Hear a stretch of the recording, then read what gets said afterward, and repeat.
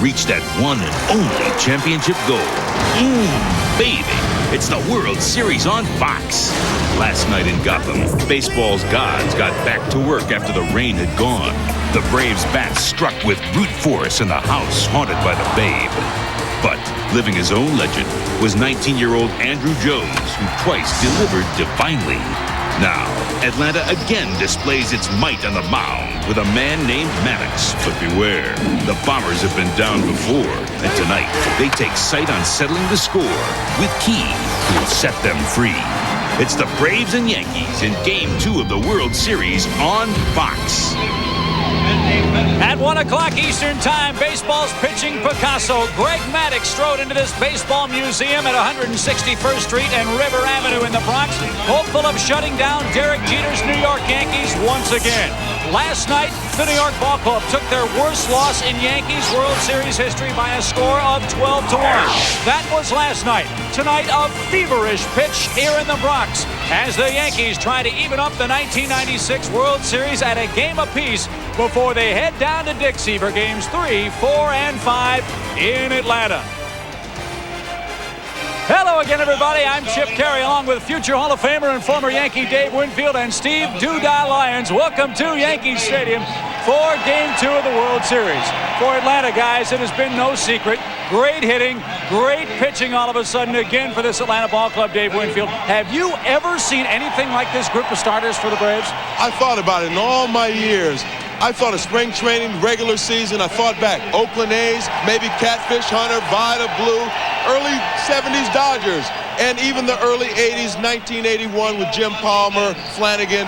None of these guys compare to the three quality starters you have here with the qualifications and credentials. Now, last year, as a member of the Cleveland Indians in the 1995 World Series, you did not play for that Cleveland Ball Club, but Atlanta shut them down in 6 ball games. How did the Braves do that to the Tribe? Well, I'll tell you, no matter how much you study these guys, Cleveland hit 291 during the course of the regular season, 180 in the World Series. What these three pitchers do, not only do they have 3 good pitchers they can call upon at any time, they're very consistent in their location. They expand home plate. They expand the strike zone by going in and out. Then they study each and every batter, and they get inside his head and then work him over like that. Well, not only have the Braves won the last 5 Cy Young Awards, in the last 4 games they've been pitching like Cy Young himself. 4-0, a 0.65 earned run average during that span. You expect great pitching from Atlanta, but maybe the biggest story, Steve Lyons, is all this offense from Atlanta. I mean, they're reminding folks in the Bronx like the 27 Yankees. I had a chance to talk to Bobby Cox, and he does not expect this to keep up. They don't have a very explosive offense. What they do have is a few guys in this lineup that can hurt you at any time, and it seems like every night is a different hero. One night it's Lemke, the next night it's Lopez. Freddie McGriff's starting to turn it up, and Terry Pendleton gets a start tonight. Maybe he'll be the guy. Last night it was Andrew Jones, and what did he say? Kapaya! And he said it twice. He's 19 years old. He's the youngest guy ever to go deep in postseason play. This guy's not even old enough to shave yet, and he's taking the ball out of the yard. If they all get it rolling, they may put 10 runs on the board every night. Yeah, his idea of a strong drink's a double Kool-Aid on the rocks. The Braves' offense has been unbelievable. Remember how they struggled in the first 7 games of the playoffs, hitting .213? Their last 4 games, 44 runs, 59 hits, and a hefty .378 batting average. If it ain't broke, don't fix it. Well, Bobby Cox has tinkered with the lineup. Terry Pendleton gets his first postseason start of the year tonight. He likes the matchup of Pendleton against Key. It was a tough decision for the Braves manager to make, but it's one he feels very comfortable about in Game 2. There was a lot of choices, and I beat it around all night long, all day long, and we arrived at this one. I think Terry can put in a couple maybe and have some great at-bats, and he's a good hitter from the right side, also left side, but I think he used to be a much better hitter right-handed for me. But we'll just see. He hasn't played a game in a while either. It's kind of like the Yankee guys last night. They hadn't seen live pitching like that in a long time, over a week. So he might be a little rusty. We don't know. But I kind of think Terry the last few days has really hit the ball well in batting practice. And, you know, Terry's always ready. He's one of those guys. Well, Bobby Cox has had several hunches in the postseason. A lot of them have turned out right. We'll see if Pendleton's move will work out as well. Well, who's going to pitch the masterpiece tonight? Greg Maddux is on the mound for the Braves. The 4-time National League Cy Young Award winner goes for Atlanta. His pitching opponent, Yankee left-hander Jimmy Key. He's been hurt the last couple of years, but is 2-0 with an ERA of 1 against Atlanta in the World Series. The stage is set for Game 2. A sellout crowd on hand. We'll have our national anthem at the World Series here at Yankee Stadium right after this. Fox, the exclusive home of the 1996 World Series.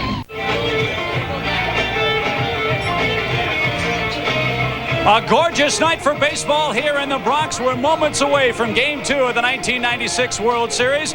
Let's send it upstairs to the voice of the Yankees, Bob Shepard, for the introduction of tonight's singer of the national anthem.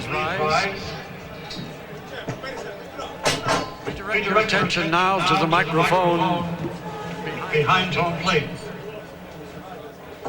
This performer plays Pam Jones in the hit Fox TV show Martin. So let's welcome native New Yorker Tashina Arnold as she sings our national anthem.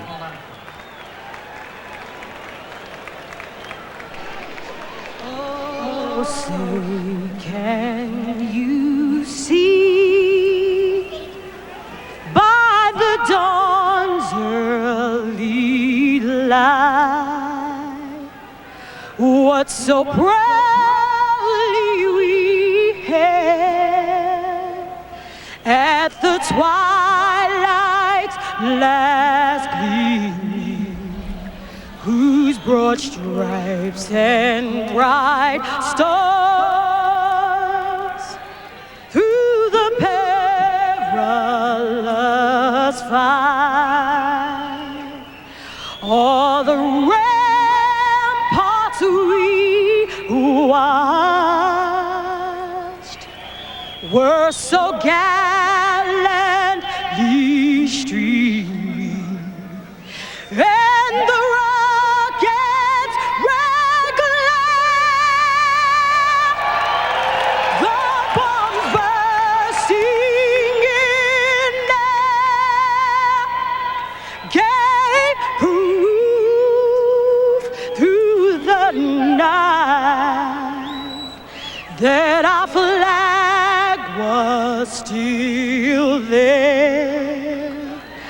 Oh, say, does that star-spangled banner yet wave?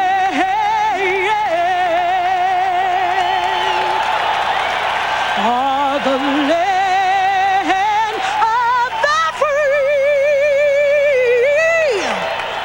and the home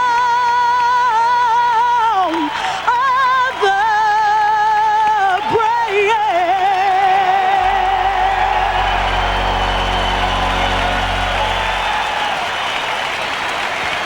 All right, we are ready for Game 2 of the 1996 World Series. The Braves lead it 1-0 and ready with the call as well for tonight's ball game here. Joe Buck, Tim McCarver, and Bob Brenly. Hello, guys. Hello, Chip. Was that terrific or what? Getting ready for game number 2 here in the World Series. That's a good way to get it started with my partners, Bob Brenly and Tim McCarver. Well, Tim, last night the Yankees went through the same thing the St. Louis Cardinals did at the end of the NLCS for the Atlanta Braves, scoring a lot, not giving up much, and tonight they've got Greg Maddux on the mound. Pretty good combination, Joe. A lot of runs and great pitching. And the Atlanta Braves pitchers, the obvious envy of all of baseball. And how do they do it? So what we thought we would do is put together something we had earlier in the season, and we call it an anatomy of an out, or the elements of an out.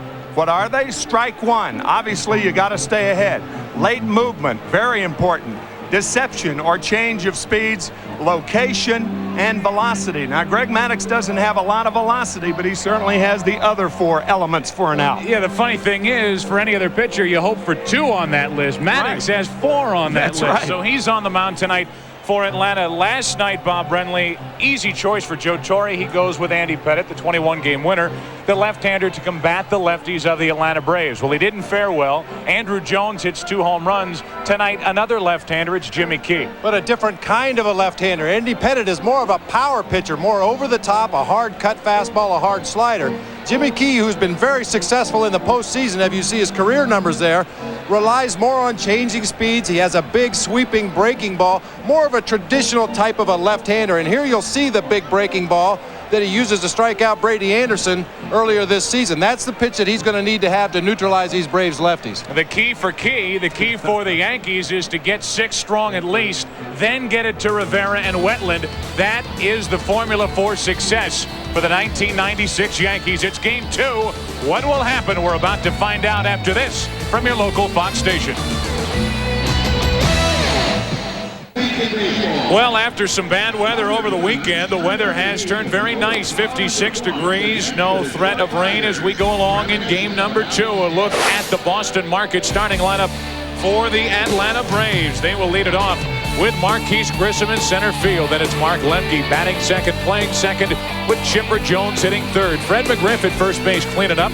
Then it's Javier Lopez, Jermaine Dye in right, Andrew Jones. What did he do last night? Oh, not much. Couple of home runs, 5 RBIs, ties the record set by Gene Tennis with home runs in his first 2 career at-bats in the World Series. Then it's Terry Pendleton, his first postseason start. Jeff Blauser at short batting ninth. The defense for the Yankees, Paul O'Neill in right field, has not committed an error in 222 consecutive games, including postseason. And that defense plays behind the left-hander, who is 2-0 in his World Series past. It happened against the Atlanta Braves. It's Jimmy Key. Well, Jimmy Key has all 4 pitches. Actually, he has 5 pitches. He throws a 4-seam fastball, a 2-seam sinking fastball, a curve, a slider, a change. He will drop down low 3/4 occasionally on left-handed hitters with that breaking ball. Very crafty, very savvy veteran out there on the mound. Has to be down in the strike zone. As everybody knows, ground balls don't go out of the ballpark. He'll try to get a lot of ground balls from the Atlanta Braves hitters, who have scored 44 runs in their last 4 games. As opposed to the opponent's 2. It's pretty good production and very good pitching. The scouting report on Jimmy Key, what to look for tonight with the Yankee left-hander. Yeah, that pretty much says it all. Pinpoint control, changes speeds on all of his pitches, and he makes up for the loss of velocity with the command of the breaking pitches, which is going to be important to get that breaking ball over for strike 1. Mentioned Key has seen the Atlanta Braves. He won 2 games over the Atlanta Braves in the '92 World Series.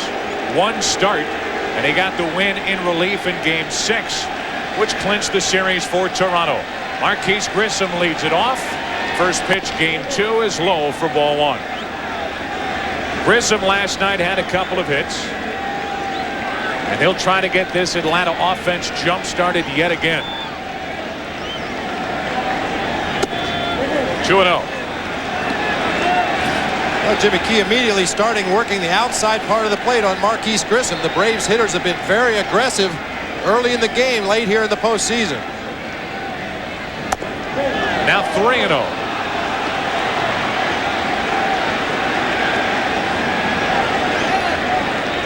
Behind the plate tonight, it's Joe Girardi after Jim Leyritz had the start in Game 1. 3-1.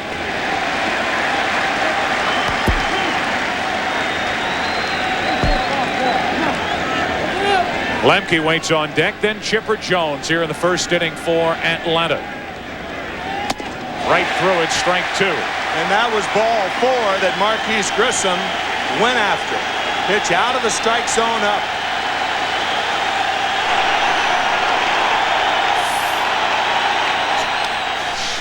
Into left field, popped up for Tim Raines.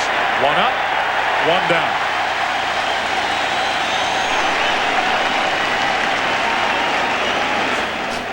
He does himself a favor by keeping Grissom off base. It's Terry Tata behind the plate tonight from the National League, with Welke, Ripley, Young on the bases. Jerry Davis down the left field foul line, and Jim Evans down the right field line. Evans worked the plate here last night in Game 1. Leadoff man is gone, and here is Mark Lemke. He was 2 out of 4 in game 1 with an RBI, and he hits one down the line and left. It's a fair ball and extra bases.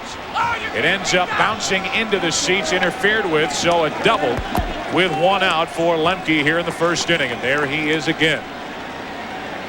Seems like we've been saying that a lot in postseason play with Mark Lemke.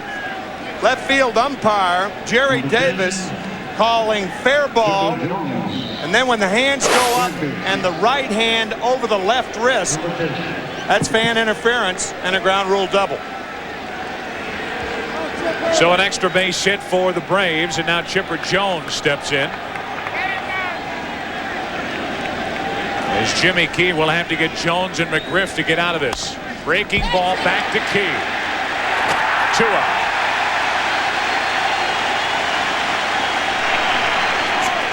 Be a key hitter in this Atlanta lineup against Jimmy Key tonight. Against left-handed pitchers, when Chipper is batting from the right side of the plate, he opens up his stance a little bit more and cheats to pull the ball a little bit more to left field. Jimmy Key, if he's not careful with that breaking ball and gets it over the inside part of the plate, that's going to be a pitch Chipper can handle. You know what it looked like to me? It looked like Chipper Jones was looking for the fastball, got the curveball, and swung anyway. So Chipper is the second out here in the first inning, and the batter is McGriff. With Lemke at second, 2 out here in the first inning. Slowly but surely, Fred McGriff is getting back into a groove, and Bobby Cox would tell you that's just confidence. Nothing wrong mechanically, but McGriff needs confidence, and it's starting to build. Last night he had 2 hits in 5 at-bats, including a home run. 2-0 on a borderline pitch. I think what the Braves would like Fred to do is to get up a little closer to the plate, especially against left-handed pitching, because that far away from the plate, he's vulnerable to breaking balls away, even with his long reach. 2-0 from Key. It's backing out of play, 2-1. Last night, Fred McGriff went deep down the line, literally.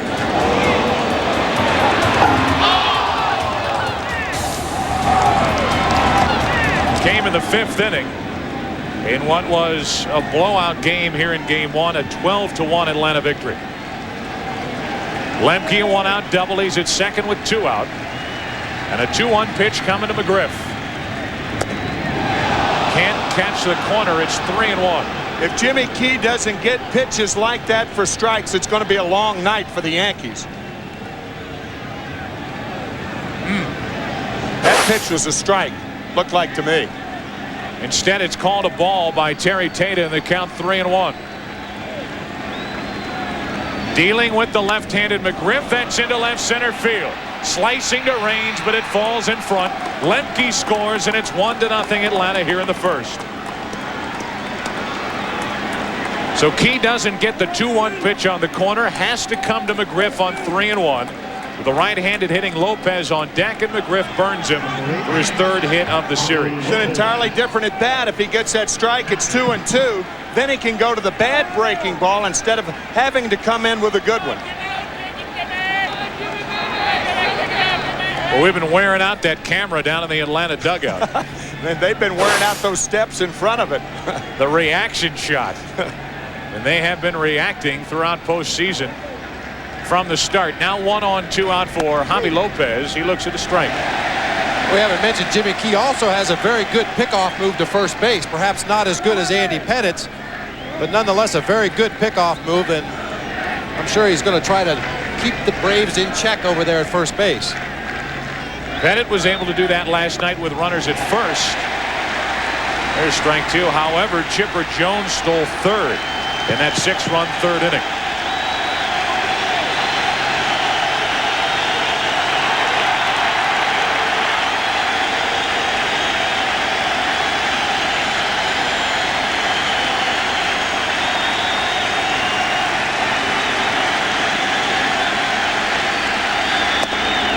Straightens him up, a ball and 2 strikes on Lopez. That pitch inside, designed to go back outside.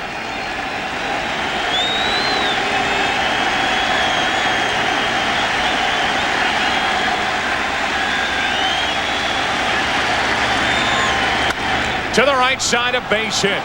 Lopez pokes it through the right side, and it's 2 on 2 out here in the first inning. And Javi Lopez has had a remarkable postseason after winning the MVP award in the NLCS. He now has 2 hits in the World Series. Well, we know Lopez likes to pull. He likes to get a ball from the middle of the plate in that he can really extend his arms and try to hook the ball to left field. But with 2 strikes, he becomes a much more defensive hitter.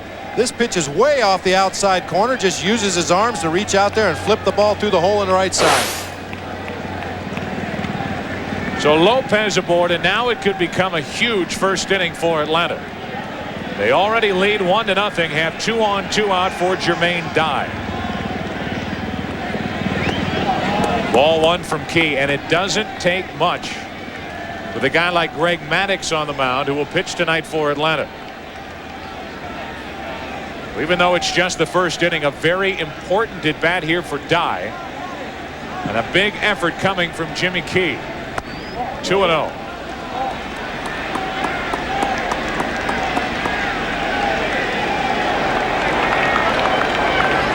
Maddux will make his 3rd World Series start in the bottom of this first inning.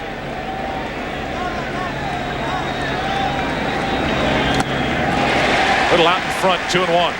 Took a little bit off a breaking ball right there. Took advantage of Dye's aggressiveness with the count in his favor. He's looking for a pitch to hit. He takes a little off that breaking ball, gets him out in front. So a 2-ball, 1-strike count. 2 on 2 out first inning. 2-2. You know, Don Zimmer has a term he uses when he talks about pitchers. They have a good feel for pitching. They know when to put a little extra on, when to take a little bit off. Jimmy Key is one of those pitchers that has a real good feel on the mound.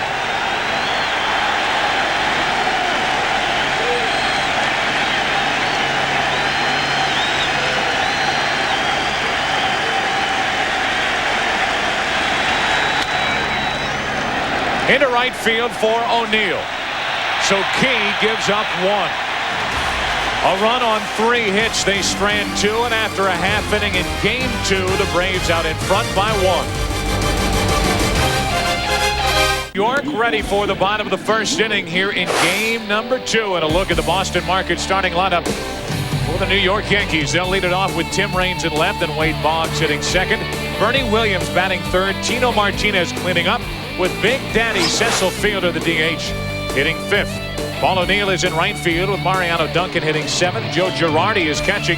Derek Jeter led off last night tonight, batting 9th at short. The Braves defense, Andrew Jones, a rookie in left. Jermaine Dye, a rookie in right, but you would never know it with the way they play. And behind Greg Maddux, 4-time Cy Young Award winner, tonight making his 3rd World Series start. And we talked about the elements of an out as you look at his number 2nd in the National League in earned run average. Greg Maddux, with strike 1 this year, threw 68% of pitches over the plate. It's about 7 out of every 10 for strike 1. And in the process, his opposition only got 55 hits. He is remarkable. He gets ahead and expands the width of the plate. That's one of his secrets. One thing to pay attention to is just how many times Greg Maddux will go with the fastball. It'll rarely look like a fastball because it won't be straight. But a little dip, a dive, a ride, little cutter, whatever it is, Maddux predominantly throws fastballs. And you're going to have to beat him with the bat. He only walked 1 batter per 9 innings this year, the lowest rate in the major leagues. You're going to have to swing the bat. Hopefully that he'll make a mistake and get a pitch you can handle. Strike 1 on Tim Raines leading off. Had 1 at bat last night, was 0 for 1. In the series now, he is 0 for 2. And the first out here in the first inning for New York. That'll bring in Wade Boggs, and a chance for Wade to face Greg Maddux.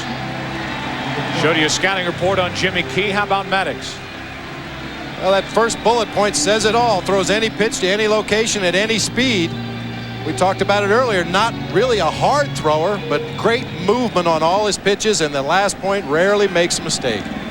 He'll get ground ball after ground ball, and 120 of 124 starts during the regular season for the Braves. He's gotten more ground balls than fly balls.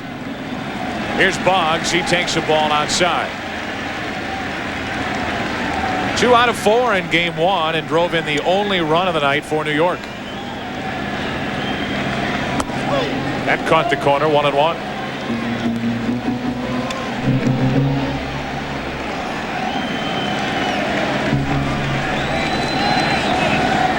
Wade still only 5 out of 31 in the 1996 postseason. 2-1. Wade's second World Series with Wade Boggs, his last World Series against the New York Mets in 1986. And 2 months before that series, his mother was killed in a car accident. 2-1 to Boggs. Left side base hit. And 5 in the World Series.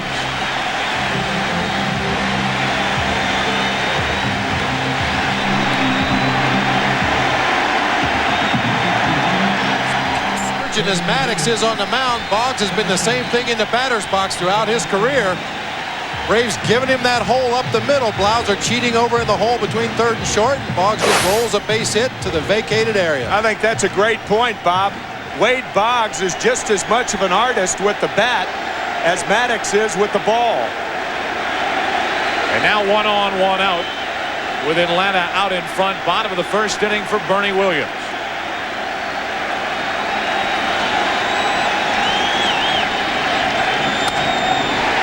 Into left field for Jones. So 1 pitch and Williams is gone. Now 0 for 4 in the World Series. And it's 1 on, 2 out. We move to Tino Martinez.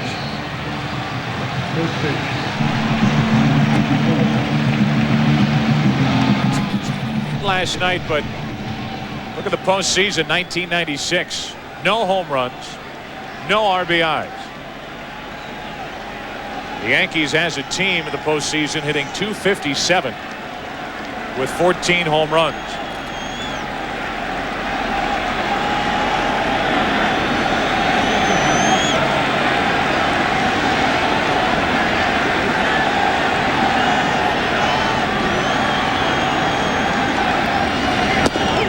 Fastball, strike 1 to Martinez. We used this phrase in the National League Championship Series when Greg was pitching. It is so interesting from the center field camera to watch Greg Maddux think with his fingers. Constant movement of the fingers. Fastball. 1-1. It will be very apparent when Maddux is going to throw that circle change. You'll see him change the grip on the ball. Rather than use his index and middle finger, he will slide that index finger around, make the OK sign with his thumb, and throw the ball off his ring finger and middle finger. 2-1 on Martinez. Tino Martinez had a terrific 1996. His first year in New York after being traded here, filling in, taking over for Don Mattingly, hitting 25 home runs, driving in 117. There's the changeup. To the right side, good play, McGriff. And the first inning is history. A 1-out hit by Boggs, a man left, and after 1 in New York, we move to the second. Braves bat, they're out in front by 1. For Andrew Jones as he leads it off here in the second inning. It was the Andrew Jones show here last night. What a debut he had in World Series play, going 3 for 5 with 2 home runs and 5 RBIs. Of course, it's been talked about many times already, the youngest player to homer in World Series play, the 25th player ever to homer in his first World Series at bat. All at the age of 19. 1-1 from Jimmy Key.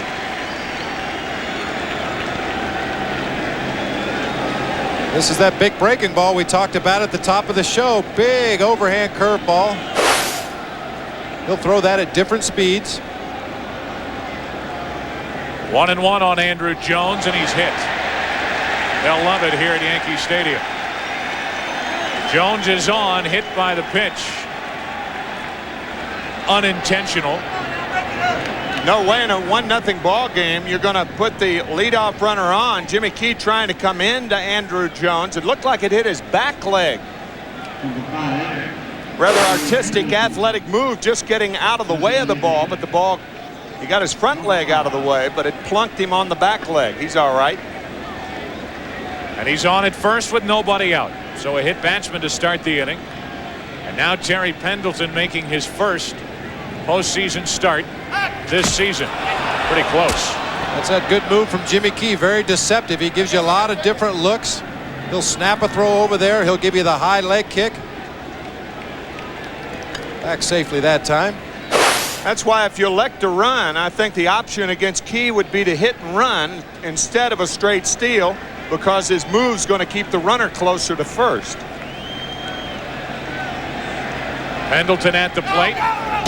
A late break throw behind the runners, back in time. They hit and ran on the first pitch.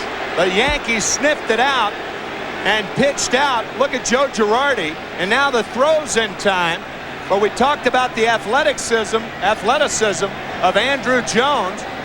He goes back in, the right hand to the outside of the bag, safe. I think Tino Martinez thought Jones had continued on to second base from his reaction. He looked like he was ready to start a rundown as Jones snuck back into first base. So now 1 on with nobody out as the Yankees guessed correctly. Girardi threw behind the runner, and the only one not aware of where Andrew Jones was Tino Martinez. It's 2-0 now on Pendleton. See if they start the runner again.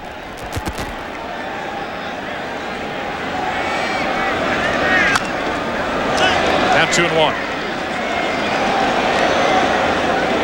Jimmy Key varies his moves not only to first base but to home plate.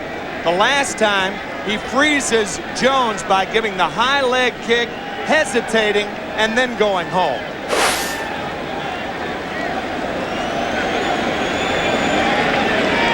Key behind on the count with Pendleton at the plate. 2-1. To the right side of the infield for Martinez. 1 out.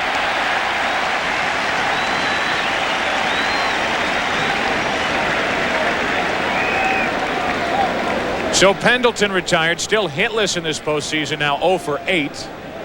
And it's 1 on, 1 out for the number 9 hitter, Jeff Blauser. Boy, the way Jimmy Key's gone about delivering pitches to the plate with Andrew Jones at first base could be a clinic film for a left-handed pitcher. Really could, Bob. Went with the high leg kick on the pitch you talked about. The last pitch there to Pendleton went with the slide step.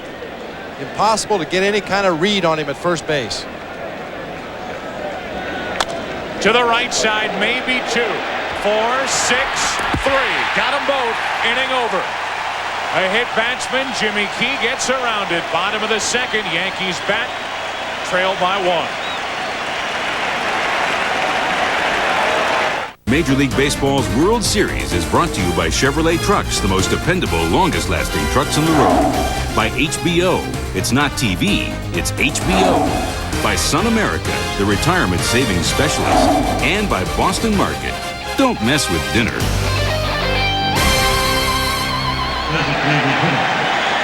Bottom of the second inning here at Yankee Stadium with the Braves out in front by 1. It will be Fielder, O'Neill, and Duncan against Greg Maddux, who allowed a first inning hit to Wade Boggs. Cecil is sawed off. 1 out. We like to call this Fox's pitch by pitch. Take us through the stylings of Greg Maddux. Well, if a hitter could only see this, there you see the index and middle finger from Greg Maddux on a cut fastball inside to a left-handed hitter. Comes back on the next pitch with the changeup. The index finger's off the ball. You see the middle finger, the ring finger, and the pinky slide up on the side of the baseball for the changeup. That's the pitch where he got Tino Martinez to end the first on the ground ball to first. 1 out, nobody on for O'Neill. He looks at the ball. Paul O'Neill only hitting .179 in the postseason. 0 for 2 last night. Caught the corner, 1-1. Well, let's see where that person is sitting. I think in right field. They're in a good spot. Yep. It's in fair territory. It's definitely in Paul O'Neill's range if he gets a hold of one. He hit 19 during the regular season down the right field line. It's not gone, but it's trouble. O'Neill has the bad hamstring. He limps into second base with a one-out double.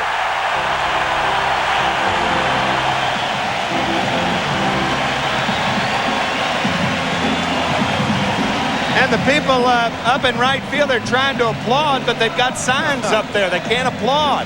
This is in that direction. He doesn't hit it well, but well enough to open the second inning with a double. Paul O'Neill never had great speed, but with that bad hamstring, he's just not really able to extend. You can see him controlling his jog into second base. So the tying run at second with one out here in the second for Mariano Duncan or Joe Girardi. Here's Duncan 0 for 3 last night. You may see Duncan take a shot at the right side to try to get O'Neill to third. He's very good at doing this. There it is to the right side. Now the race to the bag, won by Maddox, 2 out. That was an intentional at-bat sacrifice. Even though he's going to get charged with an at-bat, he is giving himself up to move the runner from second to third. And now with Joe Girardi up, you may think squeeze because Joe Torre and Don Zimmer, or I should say it's 2 outs. That's right. I beg your pardon. Made a mistake. Thought it was 1. So there are 2. Hang with him. The runner at third. And here is Girardi. Going to take a hit or something out of the ordinary. Right down the middle, strike 1. Well, Chipper Jones is thinking along with you, though, Tim. He's playing in at the edge of the grass. Joe Girardi has great speed for a catcher. Taking away that bunt for a base hit. Try to get a cheap RBI here. Girardi drove in 45 during the regular season. Has not driven in a run in the postseason yet. Back to Maddox. Gregg able to get around the one-out double. It's still 1-0 Atlanta through 2. We'll be back to Yankee Stadium after this from your local Fox station. League champion Yankees trail by a run as they take the field here in the third inning. Marquise Grissom, top of the order, will lead it off. What does he do? Outfield hits by direction. Pretty even straight across. Tough to defense. And the Yankees in their outfield deep and straight away. Breaking ball is down and in. Ball 1 to Grissom. Marquise ran the count full back in the first inning and then fly to left. Lemke followed with a double. He scored on a 2-out RBI hit by McGriff. 2-0. You saw those 64 hits to right field. When you use the other part of the field, the opposite field, you're going to hit for a higher average. Very few pull hitters hit for a high average. Now a strike and the count 2-1. By far the best season for Grissom with 207 hits. Right. The first Brave to pick up over 200 hits since Gar did it back in '74. That's down the right field line in trouble. O'Neill over to get it, and Grissom has a leadoff double. So Marquise Grissom has the 4th hit of the night for Atlanta. Their second double. And now Jimmy Key will try to get around it with Lemke, Jones, and McGriff coming up. When you use the other part of the field, the opposite field, you become less predictable as a hitter. You spread the outfield out. You're tough to defend against. Paul O'Neill playing the carom. And a double for Marquise Grissom. Now Lemke, who doubled his first time. Well, if he doesn't sacrifice, he's going to take a shot to the right side as well. Does drop down a perfect bunt right side. Good play by Key. And the sacrifice is good, 1-4. The Braves playing small ball here in the third inning with Maddox on the mound for Atlanta. Doesn't take much to feel comfortable with the 4-time Cy Young Award winner on the mound. They've gone from big ball to little ball in 24 hours. Here's Chipper Jones. He bounced back to Key his first time. And that same defense the Yankees put on here last night. Infield in except for the shortstop Jeter. That caught the inside corner for strike one. And what Joe Torre did last night, he had 3 positions in at third, second, and first, and then with 2 strikes, he brought Derek Jeter in. But Jeter right now is back.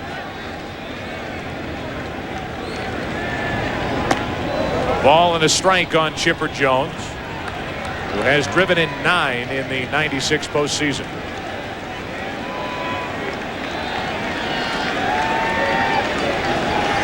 Jimmy Key trying to get around a leadoff double by Grissom. He's at third after the bunt by Lemke. Big breaking ball, strike 2. That's a pitch Jimmy Key is going to have to keep on the outside part of the plate on Chipper Jones. You can see his approach to the ball. Open stance and opens up that front side looking for a pitch for the middle end. Wants to pull that ball to left field. Jimmy Key is going to have to keep it on the outside part of the plate.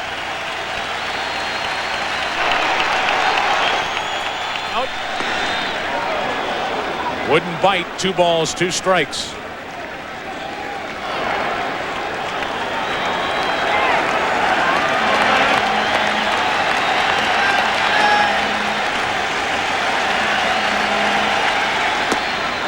Three and 2 now with McGriff on deck.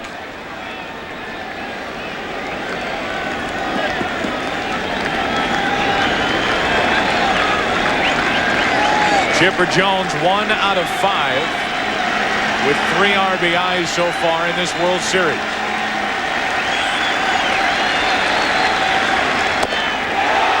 Barely missed for ball 4. And the first walk issued by Key makes it first and third, 1 out for McGriff. Well, I'm sure if we asked Terry Tata, he'd say this pitch was up. Indicating once again the difference between the National League umpires and the American League umpires. It's a very subtle difference, but the top of the strike zone for the American League umps is a little bit higher. Terry Tata won't go that high. And now it's first and third, 1 out for McGriff, who is 3 out of 6 in this series so far. He's already driven in a run tonight. Perfect pitch, strike 1.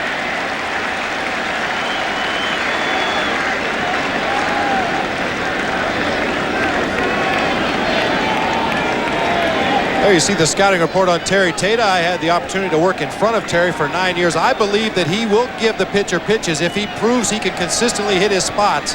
And he's a very level-headed umpire. He'll let you argue your point. Won't give the corner to Key there. 1 ball, 1 strike. Unless you turn around. Unless you turn around or say one of those magic words. 24 years in the National League. One of the better umpires in the league. A leadoff double, then a bunt, then a walk. And a 1-1 count on McGriff. Strike 2.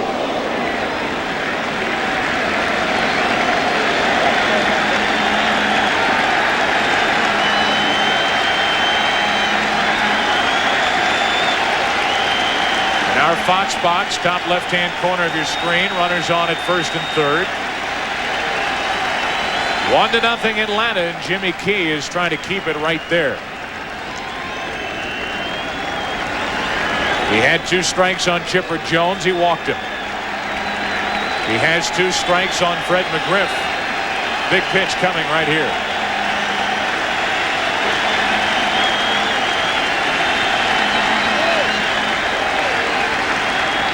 And a check on Jones.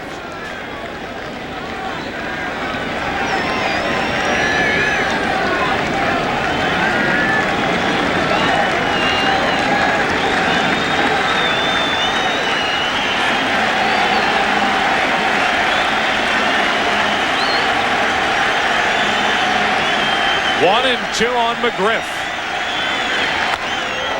Into center field. It's 2-0 Atlanta. Grissom scores, and McGriff has driven in both runs tonight off the left-hander Key. Jimmy Key tried to drop down on Fred McGriff, and when a pitcher does that, he tries to make a hitter give with the front side. But Fred McGriff doesn't give. Hammers one back through the middle.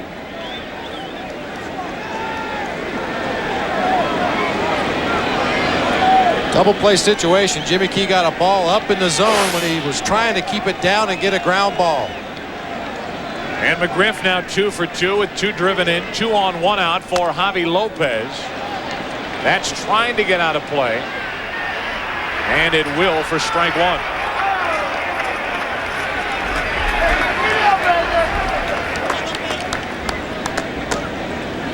So last night, Andy Pettitte took the ball for the Yankees, a left-hander. McGriff drove in a run off Pettitte with an RBI single.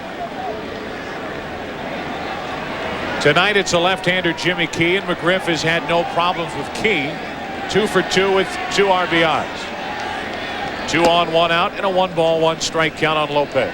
Fred McGriff, the only left-hander in the Atlanta lineup, and he's the guy who has driven in both runs.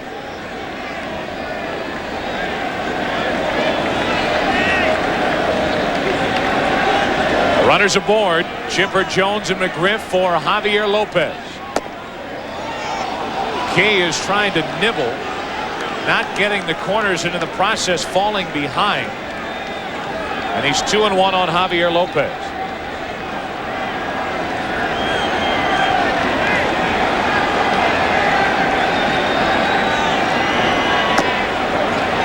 A little low. It's 3-1. When you're a pitcher like Key and you can't hit those spots and you fall behind and you have to come to these hitters, you're in for a long night. And he's 3-1 on Lopez. It's got to come to him. Runners are going. Lopez back to Key. Out at second. Got them both. What a play by Key. The runners were going and they still turned the double play. Started by the left-hander Key. That ends a long 3rd inning for Jimmy. He heads back to the dugout. The Braves had a run up by 2. By both Jimmy Key and Mariano Duncan, the second baseman. Watch the throw from Key, third base side. Duncan holds his ground and turns the double play. Freddie McGriff, if he would have slid through the bag instead of to the bag, I believe could have broken up this double play. Very slow developing. That's a play the base runner on first base can get into that shortstop or second baseman's legs and disrupt that throw to first, but McGriff hit the bag and stopped. Now Jeter, the number 9 hitter, leads it off and takes a strike from Maddox. That saved at least 1 run. The runners were going. That ball was headed for center field. Jimmy Key, who is always in good fielding position, stabbed it, and the 1-4-3 double play ends the top of the 3rd. Jeter hits it foul past Jose Cardinal. And the count 0-2. Derek Jeter last night in the leadoff spot was 0 for 3 with a run scored.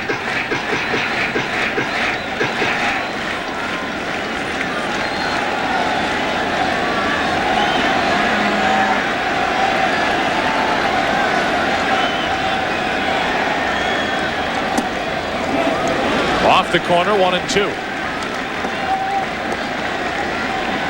That was an intentional ball thrown by Greg Maddux.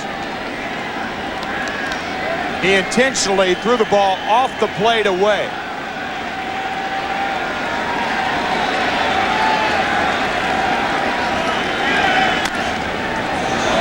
Again, foul to the right side. You know, a lot was made during the regular season on the difference with Greg Maddux with Eddie Perez behind the plate as opposed to Javier Lopez. Maddox was 10-5 with an ERA of 1.89 with Eddie Perez back there.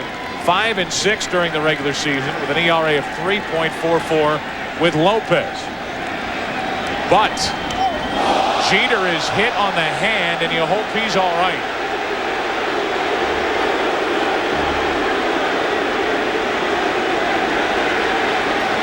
Well, Maddox will throw a couple of different fastballs. We've seen the sinker that he uses on the outside corner to right-handers or uses down in the strike zone when he wants a swinging ground ball. When he wants to run the pitch up and in on a right-hander, he'll throw a tailing fastball. Appeared to catch Jeter right on the back of the left hand. 91 miles an hour on that last pitch. It's a completely different fastball than he normally throws. It runs in and not down.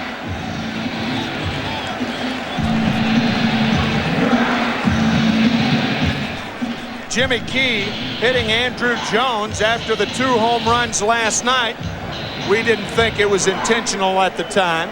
Didn't think that this is intentional, because if this were intentional, it would have been done earlier in the count. But look how close to the plate Jeter is. With 2 strikes, he attacks the outside part of the plate. And because he was inside, or because he was on top of the plate, that ball plunked him. You can actually hear the ball hit the back of the left hand of Jeter, and he is definitely still in some pain.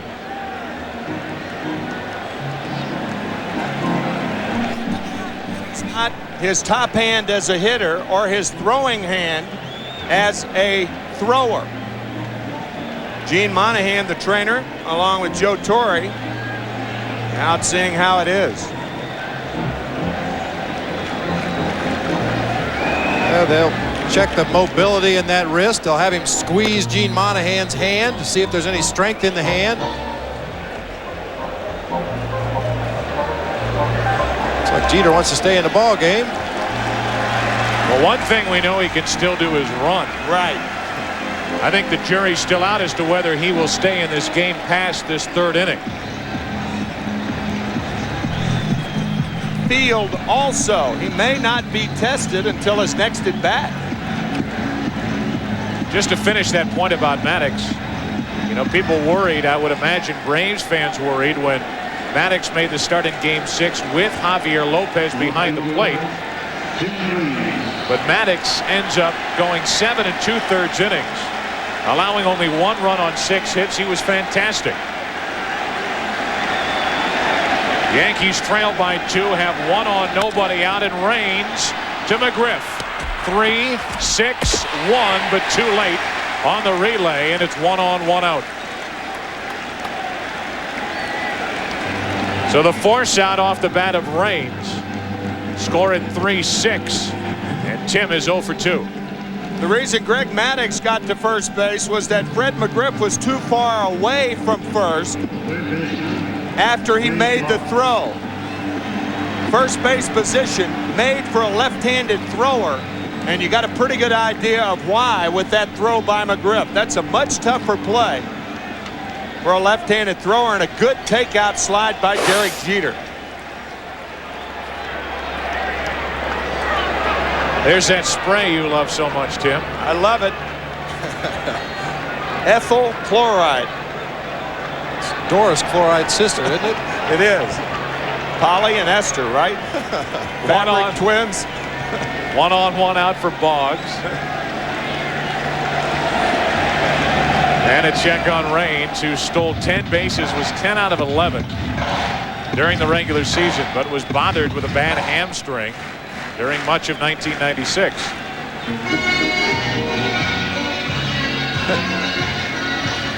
Now, you talk about Eddie Perez behind the plate with Maddox. You can say what you want about how the numbers bear out, but there's no doubt that Greg Maddox is at least more comfortable or gets into a better flow with Perez behind the plate. He may need to guide Javier Lopez a little more. You know, Javier Lopez will say that, as a matter of fact. He says that Eddie Perez perhaps will call a little better game than he does. I think the distinction between Perez and Lopez, Perez is a catcher that hits, Lopez is a hitter that catches. Raines is running, and a great jump, is out nonetheless.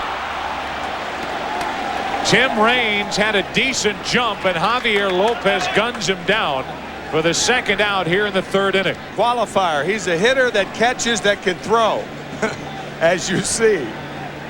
Great footwork there by Lopez to get his body squared up to second base. Good strong throw, good pitch to handle. Puts the throw right on the money for Mark Lemke. Now Boggs looks at one inside, 1-1. You could see it was a good jump by Raines, but he got about 3/4 of the way down there and looked like he hit a wall. And the perfect throw by Javier Lopez makes it 2 out, nobody on. Off the end of the bat for strike 2 on Boggs.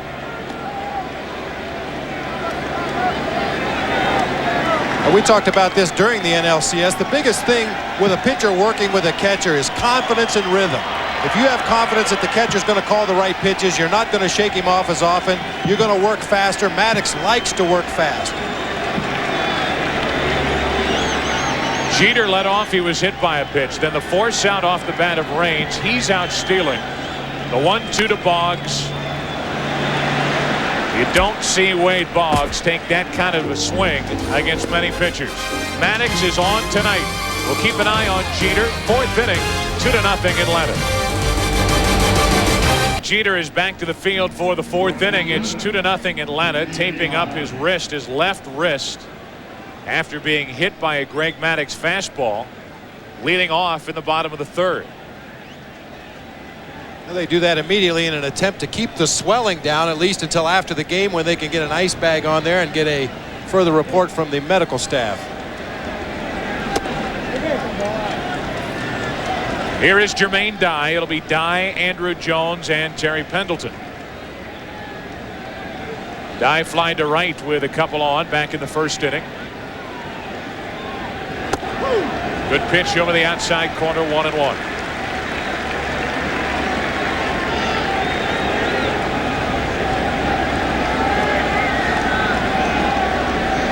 Jermaine Dye leading off.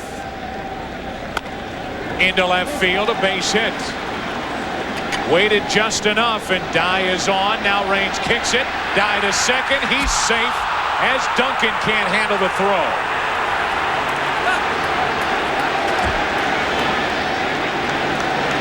It's a single E7 on Tim Raines.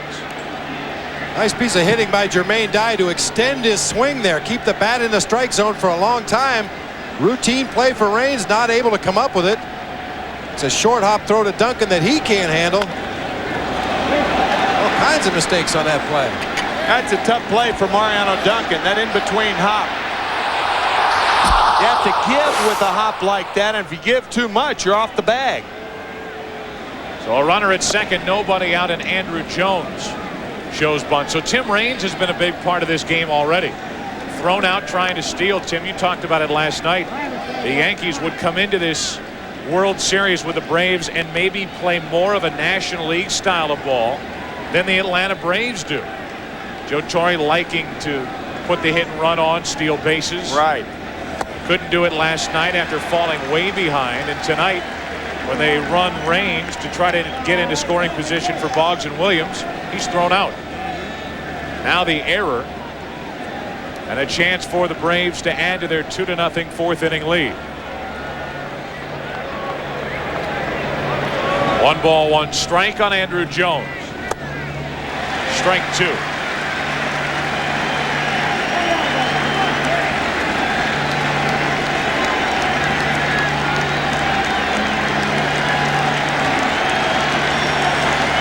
I've got a feeling Jones is going to see that changeup out of the strike zone low and away again. Key is definitely shooting for the strikeout. Runner at second, nobody out. There it is, laid off, 2-2. Well, it's tough to have an extensive book on a young player like Andrew Jones, but the general feeling is the softer you throw it, the better luck you're going to have. Saw last night he hit a good fastball. He hit a hard slider that hung in the zone. 2-2. That'll get out of play. Bobby Cox telling us before the game something we did not know, saying that Andrew Jones had terrific power to right center field. And if Jimmy Key makes that outside corner pitch, which he is prone to do, he said don't be surprised to see Jones take him out to right. Runner at second, nobody out. To the left side. Dye stays put. Jones is out. And there's the first test for Derek Jeter with the bad wrist. Jones did not advance the runner. Tomorrow, the New York Yankees travel to Atlanta to battle the defending champion Braves in a World Series showdown. It's Game 3 of the World Series tomorrow night at 8 o'clock Eastern right here on Fox. It will be David Cone for the Yankees and Tom Glavine for the Atlanta Braves. Dye still at second, 1 out, and Pendleton strike 1.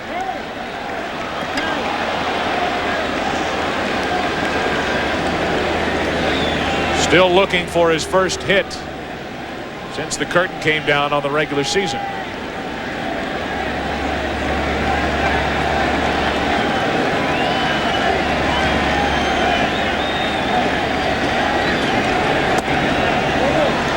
One and one.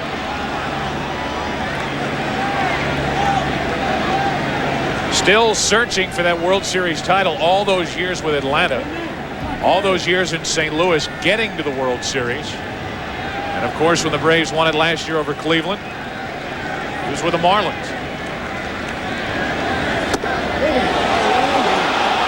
Crowd wanted the call. They're not going to get it. 2-1. Pendleton with the Cardinals in 1985. Kansas City came back to win it. The World Series, that is. That ball just off the plate. Then the Cardinals again against the Twins in 87. And the Braves in 91 and 92. 2 balls and a strike. That caught the corner. Borderline 2-2. Well, we may have just reached the point where Terry Tata figures that Jimmy Key's hitting the glove pretty consistently. This pitch is almost exactly in the same location as the one before. Crowd wants a strikeout on 2-2.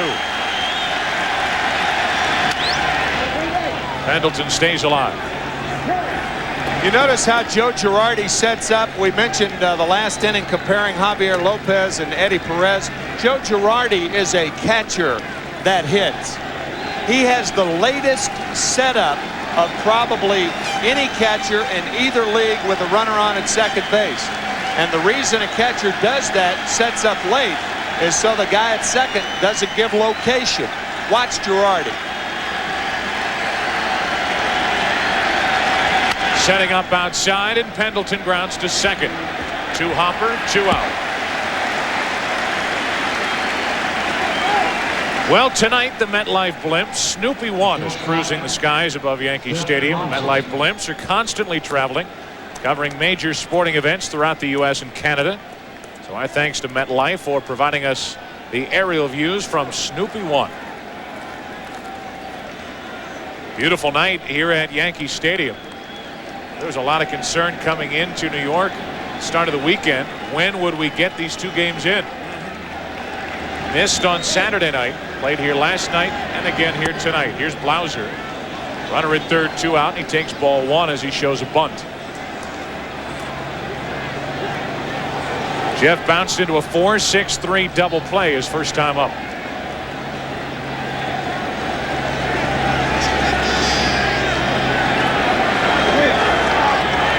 Key trying to keep it a 2-run game.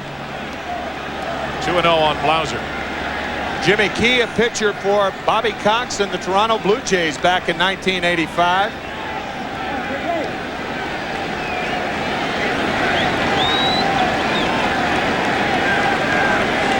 Runner at third, 2 out, and now 3-0 on Blauser. With a much more dangerous Marquise Grissom waiting on deck. It's funny, Bobby Cox was fired from the Atlanta Braves before Joe Torre took over in 1982. And then he quit the Toronto Blue Jays after the 85 season, went back to Atlanta. On 4 straight, Blauser draws a 2-out walk. Second walk issued by Key, and it's first and third, 2 out for Grissom. Center fielder, Marquise Grissom.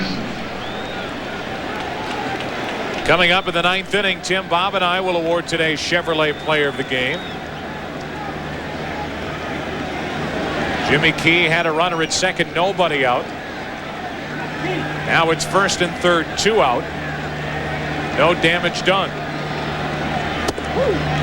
There's a strike, and you're right, Bob. More and more you can see Key getting that outside corner from Terry Tata. Well, that was my experience, as I said, catching in front of Terry Tata. If your pitcher proved throughout the early part of the ball game that he could hit spots consistently, he was more apt to give you those pitches a little bit off the corner.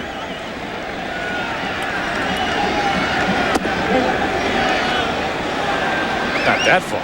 Not that far. 1 ball, 1 strike. This is that deceptive move of Jimmy Key. Never know whether you're going home or to first. Jeff Blauser not able to get any jump off the bag at first base whatsoever. A ball and a strike on Grissom, reaching for it. Duncan inning over. Great work by Key. Had a runner at second, nobody out. The Braves do not score. Bottom of the 4th. Atlanta up by 2. 4th inning, Yankees bat. They trail by 2. Boy, that thing is swollen. Left wrist of Derek Jeter. Lice back on there. You have to hope he is all right. Probable rookie of the year in the American League. And you only say probable to be nice to the other guys. He's going to win it. Yankees trying to get it going. Bernie Williams, Tino Martinez, and Cecil Fielder against Greg Maddux.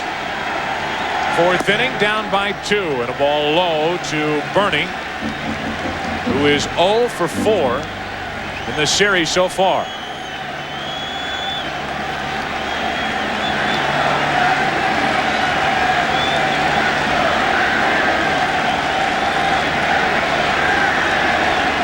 Martinez on deck.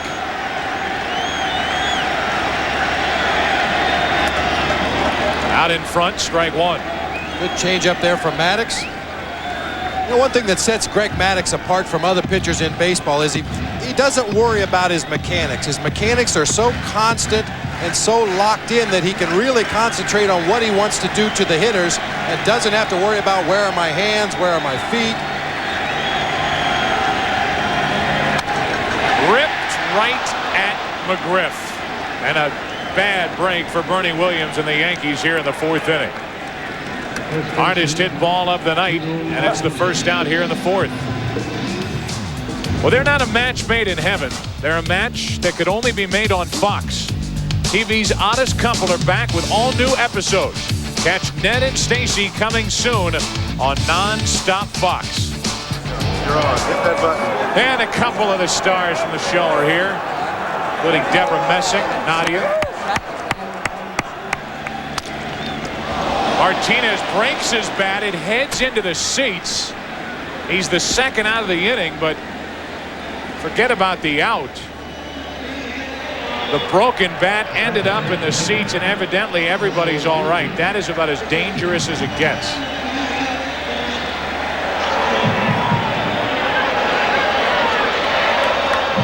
Tino Martinez really sawed off by that cut fastball inside.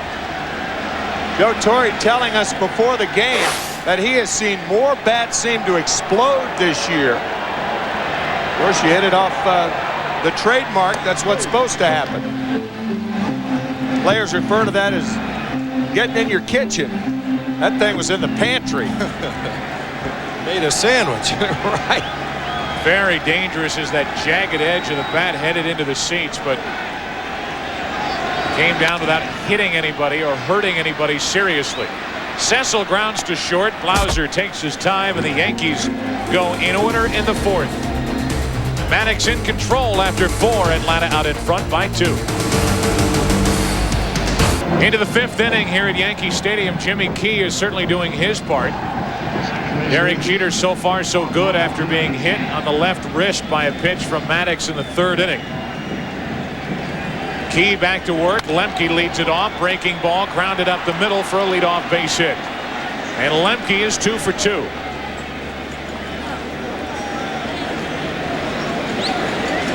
He is everywhere. And I mean everywhere in the postseason. He's always on base. He's had 2 sacrifices in 2 games. Almost every hit he has gotten in postseason. And we've done all the, for the most part, all the Atlanta Braves games. All of them have been up. That was a high-hanging curveball. Here's Chipper Jones, 0 for 1 with a walk. Leadoff man is on, and Jones takes the ball. Jimmy Key is doing what he can. He has allowed 2 runs on 7 hits now. The Braves have stranded 5. He had a runner, Jermaine Dye, at second with nobody out in the 4th inning. Got around it. Now we'll try to get around a leadoff hit by Lemke. He's behind on the count, 2-0 to Chipper Jones.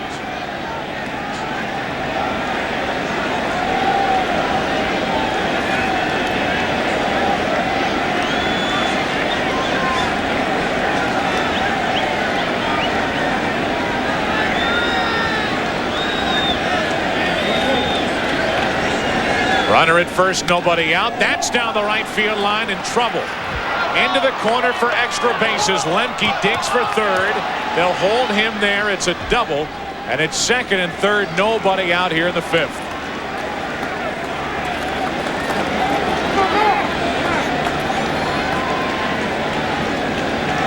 Well, what a piece of hitting by Chipper Jones. The Braves' approach against Jimmy Key so far has been perfect. Marquise Grissom a double down the right field line. Jones a double down the right field line. Lopez a single to right field. And both of McGriff's hits have been the other way.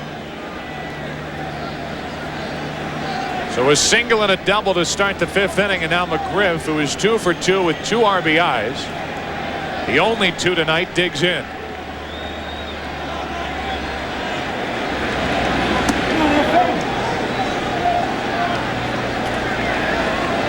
Fred McGriff so far has been able to figure out Jimmy Key, and here's what he likes. Well, like a lot of left-handed power hitters, down and in and up and out over the plate.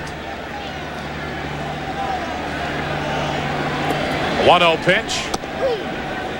On the outside corner for strike 1. Lemke got it started with a single, then Chipper Jones the double for his first hit of the night. McGriff is looking for his 3rd.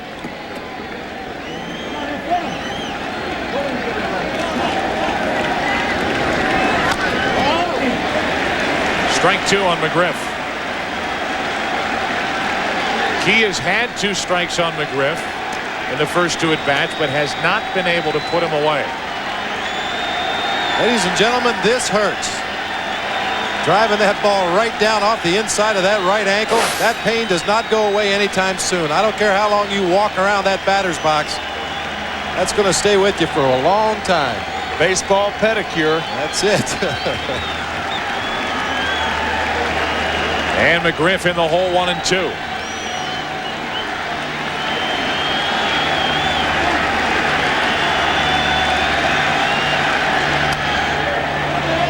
Just got a piece.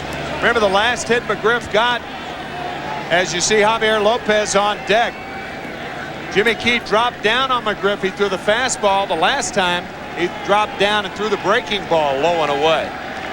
I wouldn't be surprised if Key can get McGriff, but they would then walk Lopez and pitch to the rookie Jermaine Dye. It's second and third, nobody out, and McGriff wants time. Sure makes sense. Joe Girardi went through a series of signs there, and Jimmy Key is using his glove to either add or subtract to whatever signal Joe Girardi calls, and there was some confusion there. And wisely, Joe Girardi told him to step off. Let's start over again. He wiped twice on his pants then. Big breaking ball and the high drive into right. O'Neill in the corner to get it. Lemke tags, he'll score. Chipper Jones tags and goes to third, and it's 3-0 Atlanta. So again, Key is unable to put Fred McGriff away, and McGriff has all 3 Atlanta RBIs tonight. Yeah, Joe, you're not going to put him away with that high curveball. A real mistake by Jimmy Key, staying up in the zone, and McGriff lifts it to right, not only to score a run, but to move Jones to third. You can see that little hesitation there as his front foot came down. He just hesitated for just a second. Get that bat into the strike zone. Now with the infield in, they will pitch to Javi Lopez. The score 3-0 Atlanta, 5th inning, and a runner at third, 1 out.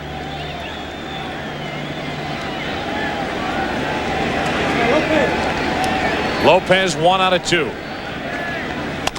Breaking ball to Jeter, knocks it down, looks at the runner, gets his man, 2 out. And a good play by the 22-year-old Derek Jeter. When you're shallow, you can afford to knock it down. When you're deep, you can't afford it, especially from the left side of the infield. Jeter knocks it down, looks at third, picks it up, and throws him out. Good play. He's really just trying to smother this ball. He gets his glove on it and pulls his glove up into his midsection to make sure he's got that ball in there somewhere. He knew he had plenty of time to get Lopez at first. Now it's Jermaine Dye with a runner at third, 2 out. 1 run home and a 3-0 Atlanta lead. Breaking ball flying to right. So all things considered, Jimmy Key gets out of it with only 1 run crossing the plate. Fred McGriff has had a huge night. He's driven in all 3 and Atlanta's up 3-0. Tylenol, the pain reliever hospital used most. By the U.S. Army. Be a part of the toughest, smartest army in the world. Be all you can be. And by Regal by Buick, the fine line between sport and sedan. Beautiful night here in New York, ready for the bottom of the 5th inning. Halfway through it, Bob Brenly, Joe Buck, Tim McCarver. We've determined one thing here tonight. What's that? We know why there's such a ticket crunch in New York. Fox got all the tickets. All the sitcom stars are here. We're ready up here in the booth for the bottom of the 5th inning as the Yankees come to the plate.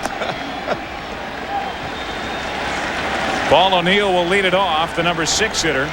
Then Duncan, then Girardi.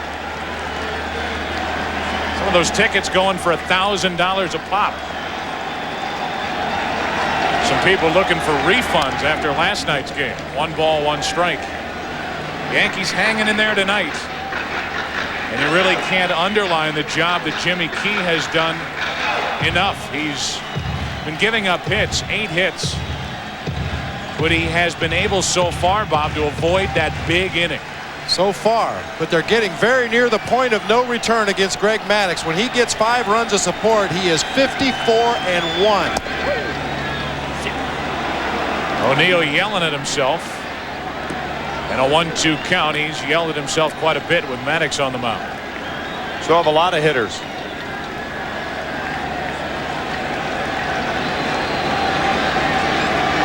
O'Neill leading off. Had him reaching.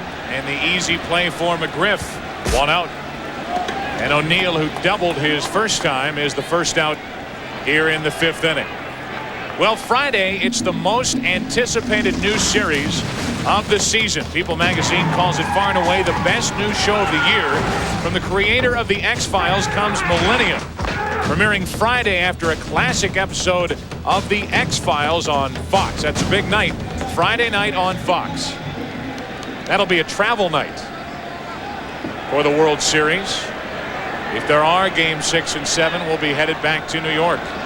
But check out Millennium and the X-Files Friday night on Fox as Duncan chops to Lemke, 2 out. There's a sign of Greg Maddux' effectiveness through the early part of this ball game. 5 balls have been hit to first base, and only 1 of them hit hard. Bernie Williams' line drive. 4 balls hit back to the mound. So between Greg Maddux and Fred McGriff, they're doing it pretty much by themselves out there tonight.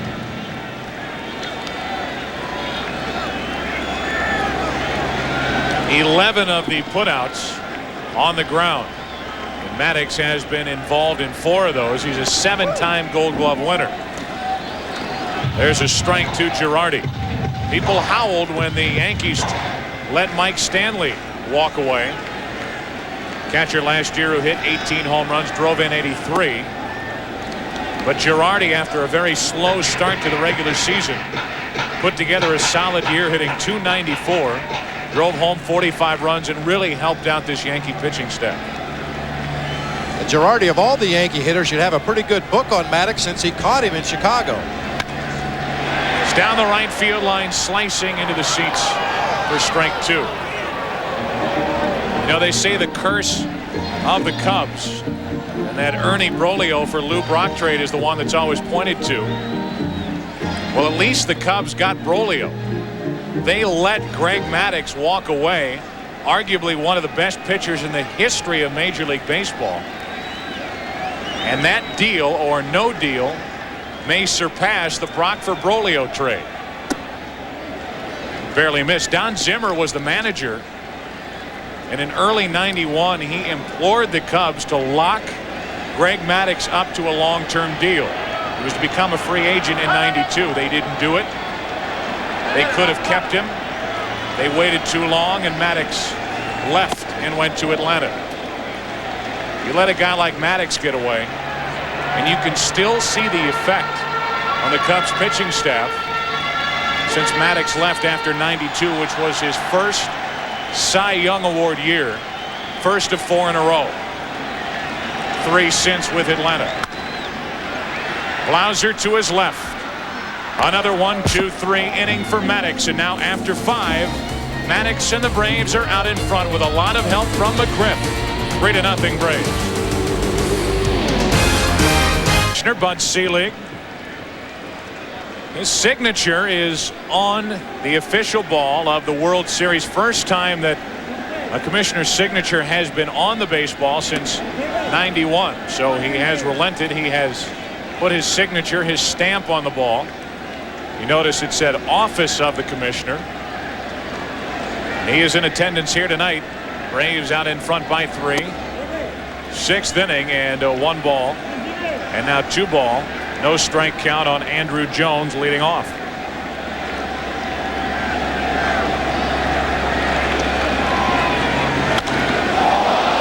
Into center field, well hit. Bernie Williams back at the wall for the out. Andrew used all of left center field for the first out here in the 6th inning.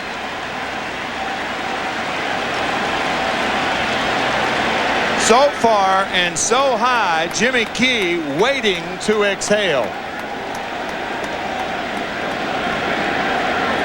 Fans anticipating another one of those Bernie Williams climb the wall catches, but didn't have to do it this time. Woo. Thank you. I caught that, by the way. I thought you would. Pendleton. Reaching off the end of the bat. Long run, Jeter. Derek Jeter drops it. Pendleton heads to second as the ball gets away. And he's there with 1 out. Jeter was there, and he simply dropped it. I wonder if that's not a result of that hit by pitch on the left forearm. Perhaps not enable him to close that glove around the pop-up. He was there in time. He's got a bead on it right here. Ball just hits in the middle of the glove and pops out. I think when he went down, he certainly, it looked like he hurt that wrist again, but that is certainly a valid point. It's possible that he could not close the glove around the ball. Ball, however, hitting the heel of the glove, didn't hit the webbing. Had it hit the webbing and it pops out, and that certainly would have been valid. So now Pendleton at second. It's ruled a double. As Derek Jeter took care of the toughest part, that was getting there. Yeah. He had a great jump on that ball, and then in and out of his glove for a double. No error, and for Pendleton, his first hit in 10 postseason at-bats in '96. Here's Blauser. 0 for 1 with a walk. Runner at second, 1 out. That's strike 2. Guys, I think the real test with Derek Jeter, and he leads off the next inning, will be whether he can swing the bat or not. Obviously, he can run. He's shown that he could field, even though possibly, as Bob suggested, he may not have been able to squeeze the glove then. We'll certainly see if he can swing the bat. 0-2 on Blauser. Key let one go, 1-2. Grissom on deck. He's 1 out of 3 tonight. But it's Key and Blauser now.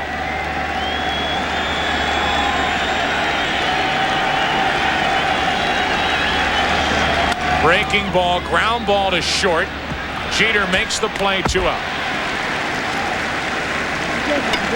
Good base running by Pendleton. He had the play in front of him, and he went second to third on that little ground ball to Jeter, and he's at third with 2 out. A lot of times when you're running the bases, it's almost like pulling from a stop sign. You have to determine the speed of the car coming to pull across, and often base runners have to determine the speed of the balls that are hit.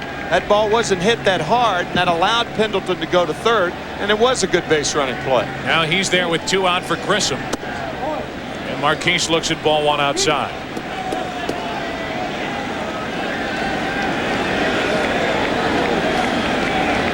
Grissom has a hit tonight, a double and a run scored. Into center field, falling in a hurry, a base hit.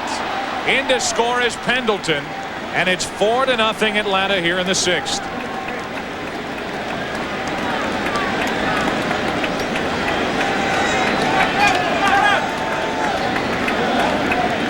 Second base. Well, another ball hit the opposite way, although it's straight up the middle. That is not Marquise Grissom's pull field. Turf still a little soggy out there in center as Bernie Williams loses his footing, but shows great athleticism to get back up and stop that ball. Williams had no chance to get to that ball, slip or no slip. And now Mel Stottlemyre will trot out and talk to Key as action starts for the Yankees in their bullpen. When you think about last night's game, a 12-1 game featuring a lot of home runs and a lot of firepower by the Braves, this is a totally different offense tonight. Sacrifice fly by Fred McGriff, a sacrifice by Mark Lemke, a 2-out hit by Marquise Grissom. The frustrating part for any Yankee pitcher has got to be the margin for error. There is so little margin for error when you're facing a team that has the pitching of Atlanta. You fall behind. Right. Graham Lloyd and David Weathers getting ready for the Yankees in their bullpen. But you fall behind, and I would imagine you constantly feel like you're fighting uphill, especially on a night when you're facing Greg Maddux, who so far has allowed no runs on only 2 hits. Here's Lemke, 2 for 2 plus a sacrifice bunt. A couple of runs scored. Key showing that good move to Marquise Grissom. The base stealers have only stolen 2 bases in Jimmy Key's last 41 starts coming into tonight's action, so he has been pretty successful at shutting down the opposition's running game.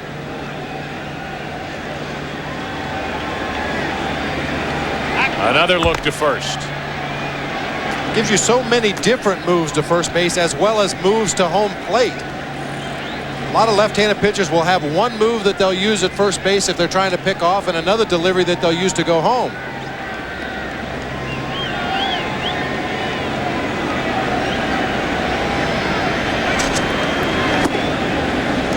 It's ball 1 to Lemke. Jimmy Key, who was outstanding in Game 3 of the American League Championship Series. 8 innings, 3 hits in the Yankee victory. Todd Zeile hit a 2-run home run for the only blemish on his record. Now it's 2-0 on Lemke.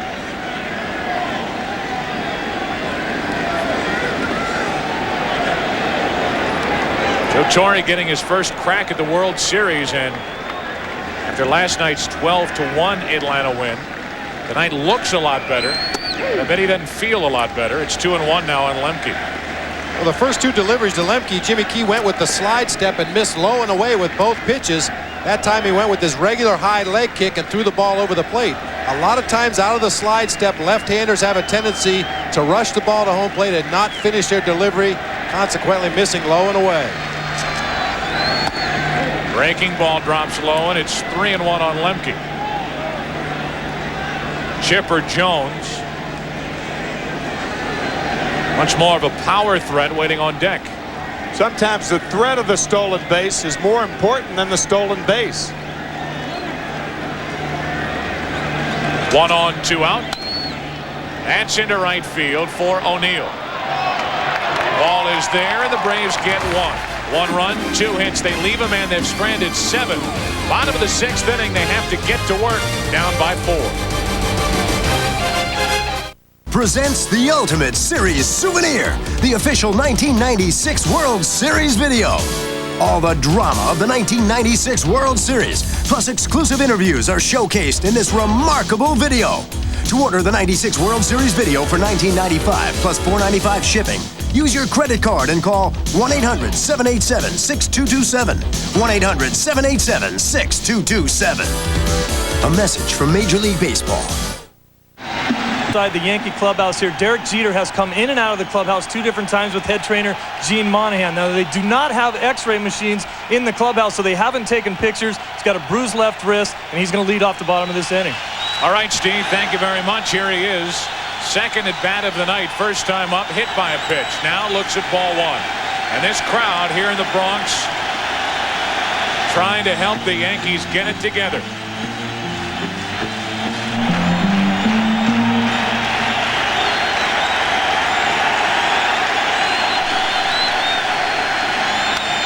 To the right side, base hit.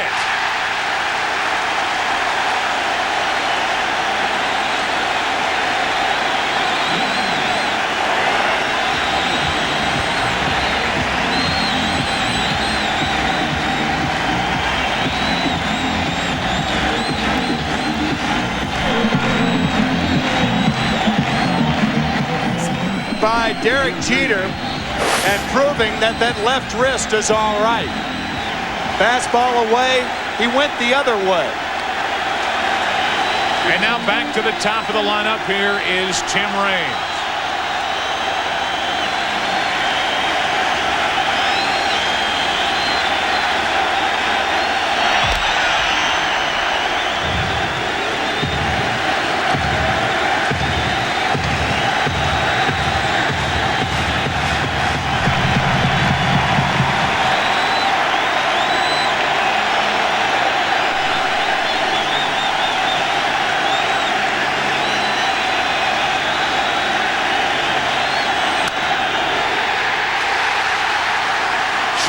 Stop at second. And the first 2 are on for the Yankees here in the 6th.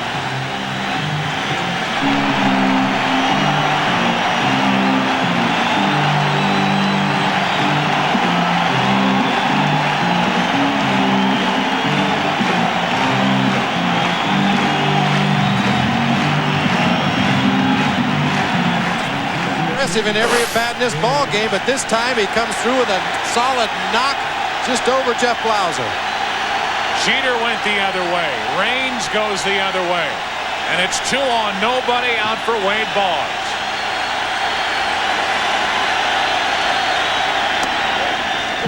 Strike 1 from Maddox.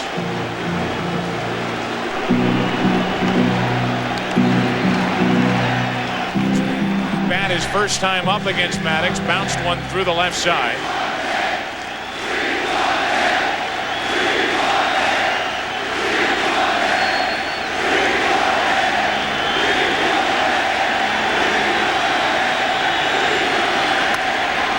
Double play ball. Lemke flips out over to first, got them both.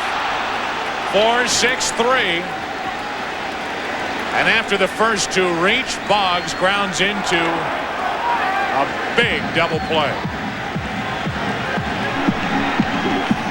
This game that the Yankees have had 2 base runners in the same inning. And now it's 1. Takeout slide by Raines is late. Nice pivot by Blauser. Nicely done. For the Yankees with Bernie Williams coming up.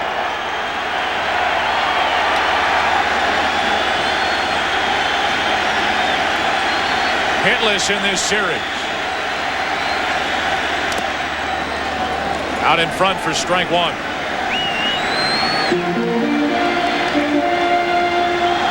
Leadoff hit by Jeter, then the base hit by Raines with a double play ball.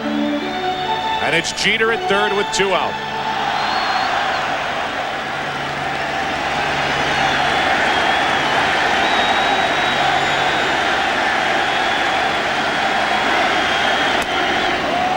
Kept it low and away, strike 2.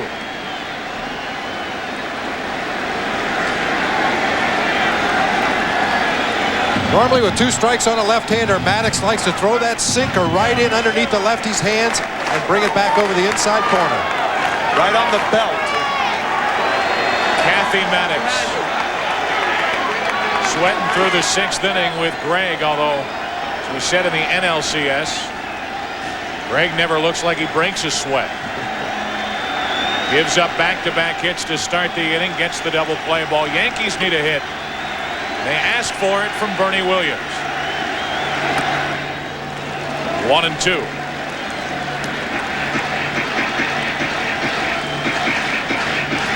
That pitch that Bob referred to is a tailing fastball that starts in off the plate. And that's his strikeout pitch to left-handed batters. When the arms go up, that ball's on the corner. A lot of umpires ring them up. Who's pitching? Who's watching?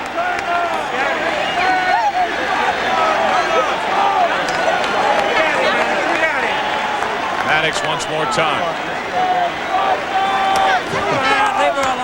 Speaking of waiting to exhale, Kathy Maddox doing that. Runner at third with 2 out. Do it again. The count stays 1-2 on Williams.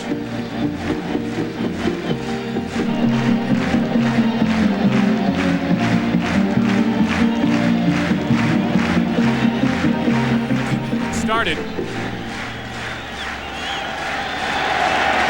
The veteran hit into the double play.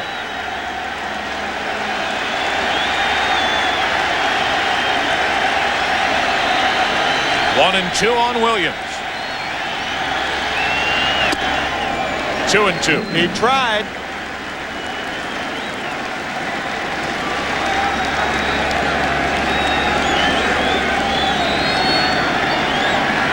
That's actually that little cut fastball. He's got it set up now to throw the sinker in the same location. The sinker will come back over the plate. That pitch held line, stayed inside.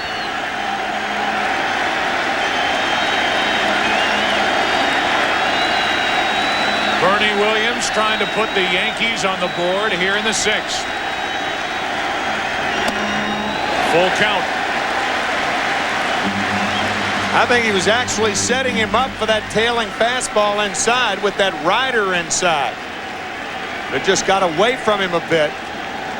High and out over the plate.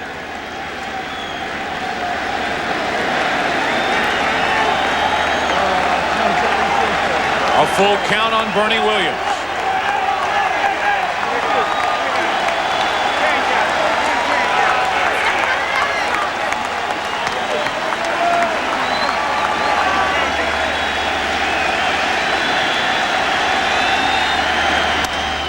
To the right side for Lemke.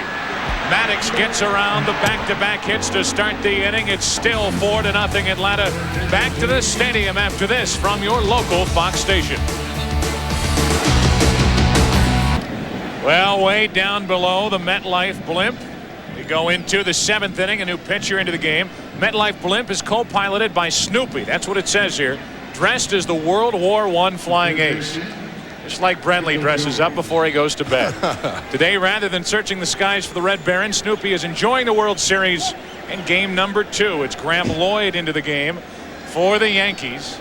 The numbers during the 1996 regular season, which was split between Milwaukee and the Yankees, and Graham Lloyd a big part of the controversy that swirled around the trades made late in the year by general manager Bob Watson and the Milwaukee Brewers.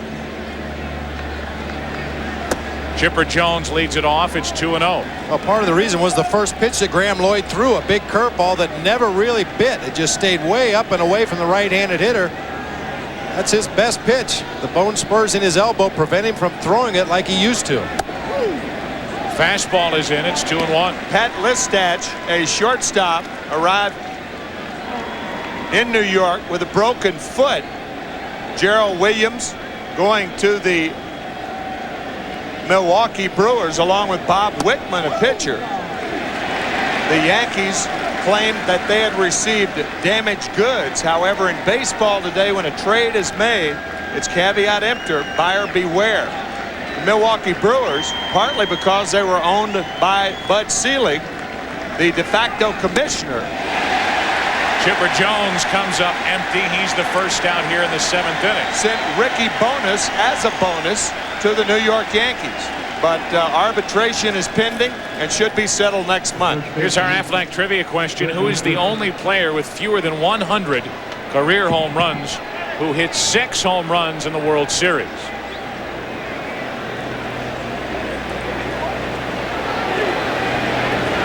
Tim, you ought to nail that one. I should.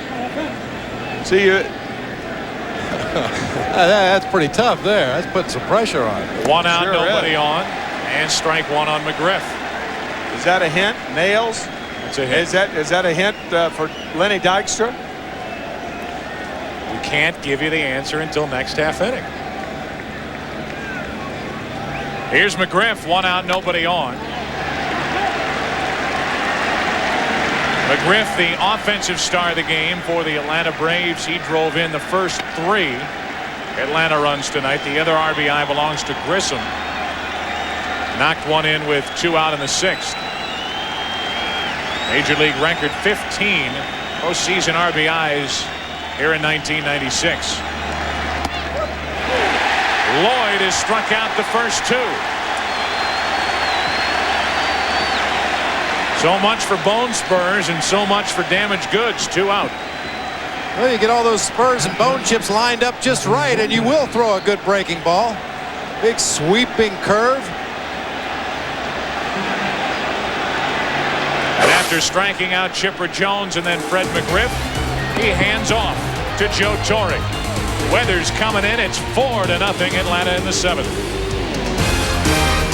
Of game 2.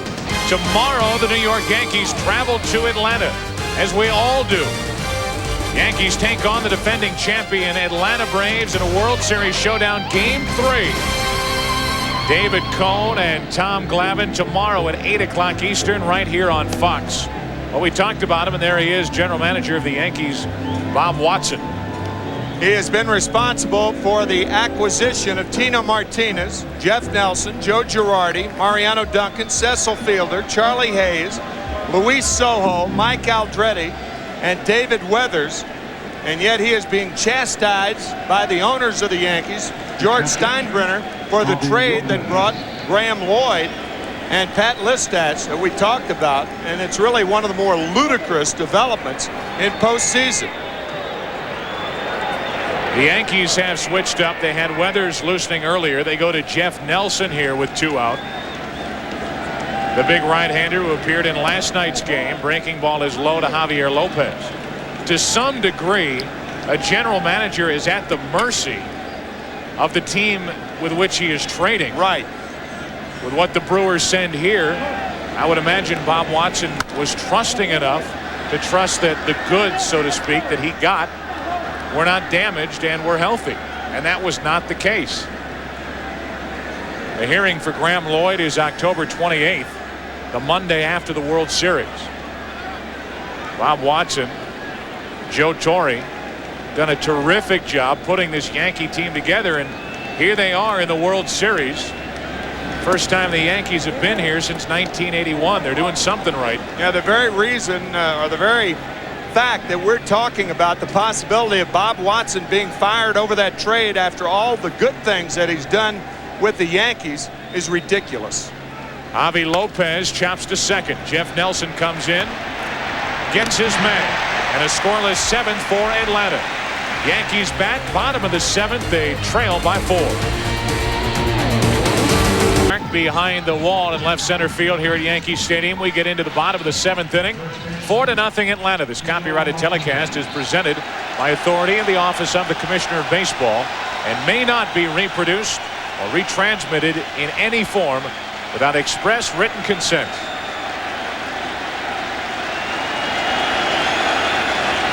Heart of the order for the Yankees in the 7th inning, trailing by 4.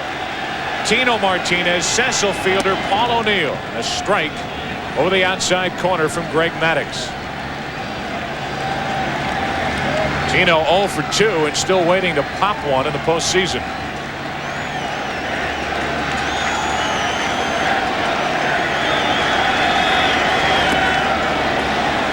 Way out in front for strike 2.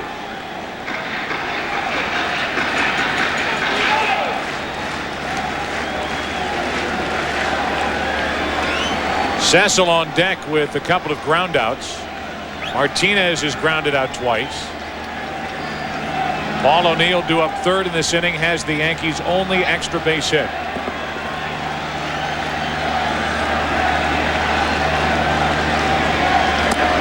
Over the outside corner, one away, and the first strikeout of the night for Greg Maddux. Well, our Aflac trivia question was posed last inning. The only player with fewer than 100 career home runs who hit 6 home runs in the World Series. I took the bait.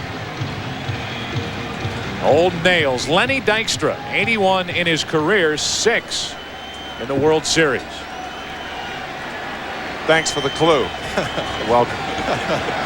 I still didn't get it after the clue. Here's Fielder 0 for 2. Shot a play for strike 1. Tino Martinez was quick and easy work for Maddux here at the start of the 7th. It is vintage Maddux. Fastball outside corner, change up, fouled off. Fastball outside corner. No chance for Martinez in that at bat. Maddux is one of those pitchers that's a lot like your old teammate Steve Carlton. You go up there and you tell yourself, I'm going to take a pitch, and he throws it right down the middle. You tell yourself, I'm going to swing, and he throws it in the dirt. It's like he can read your mind out there on the mound. One out, nobody on for Fielder. He can chew you up and spit you out.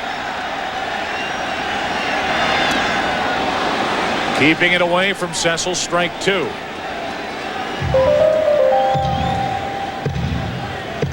Had a pretty good slider, didn't he? Lefty? Yes.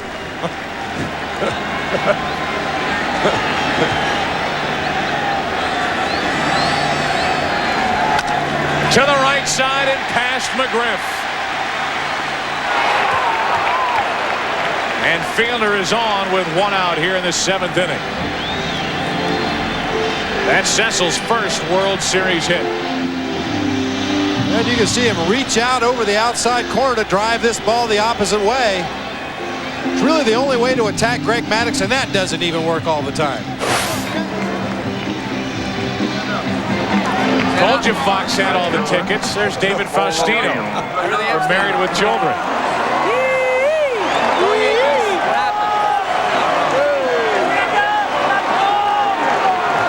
What's your favorite show, Bob? Well, I'm married with children.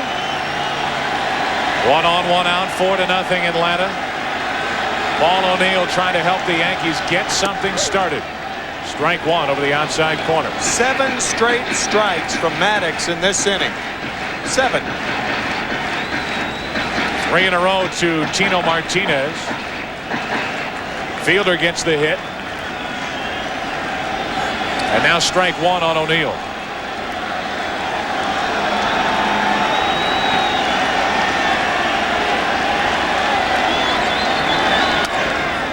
Strike 2. Because it's Cecil Fielder at first and because of the score, you know he's not going to run. You say that because with the left-handed batter Paul O'Neill at the plate, the Braves have the luxury of playing McGriff behind the runner, and you don't sacrifice all that space on the right side of the infield to hold the runner on. O'Neill set up at 0-2. Had him reaching. Maddux starts it. 1-6. Not in time as the relay heads to first. And the only reason why there was a shot at a double play, and you can see why, as O'Neill comes limping back to first, and I'm sure he tried to push it on this ball back to Maddux. Matter of fact, the only reason he had a shot at second base was because Cecil Fielder was running. Otherwise, Maddux takes the sure out at first base. Correct. That's the 5th tapper hit back to the mound today.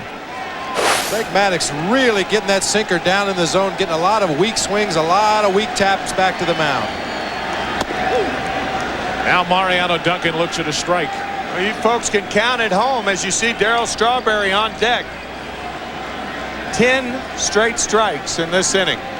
It's really tiring, isn't he? 7th inning, he's allowed no runs on 5 hits. 1 on, 2 out.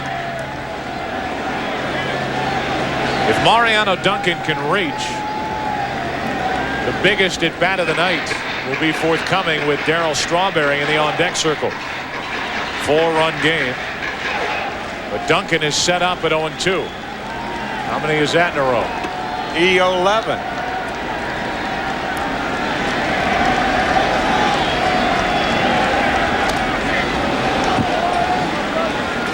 Stays 0-2. You don't even need an umpire right now. He's already bowled a perfect game in this inning. 12 straight strikes.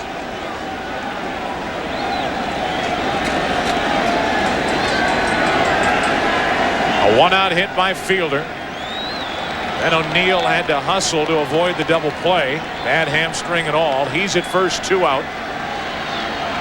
The 0-2 to Duncan. And there's the first one out of the strike zone for ball 1. I'd take him out. I think he's losing it. Get rid of him. Let's go. Go to the bullpen. Trade him. Leo can almost take a night off. Man. 1-2 on Duncan. 1 on, 2 out. Got him to end the inning. 2 strikeouts in the inning. His first 2 of the night, and after 7 in Yankee Stadium, game 2, Braves by 4. Well, the Braves in command after clubbing their opponents the last 4 postseason games. The Braves doing it the more conventional way, thanks to help from Maddox and McGriff. McGriff has driven home 3. Maddox, no runs on 5 hits through 7. Key, not bad, but matched up with Maddox. Braves 8 for 19 with runners in scoring position. Games 1 and 2. The Yankees 0 for 8. Jeff Nelson back to work, and Jermaine Dye a 2-hopper to Duncan. Backs up. 1 out.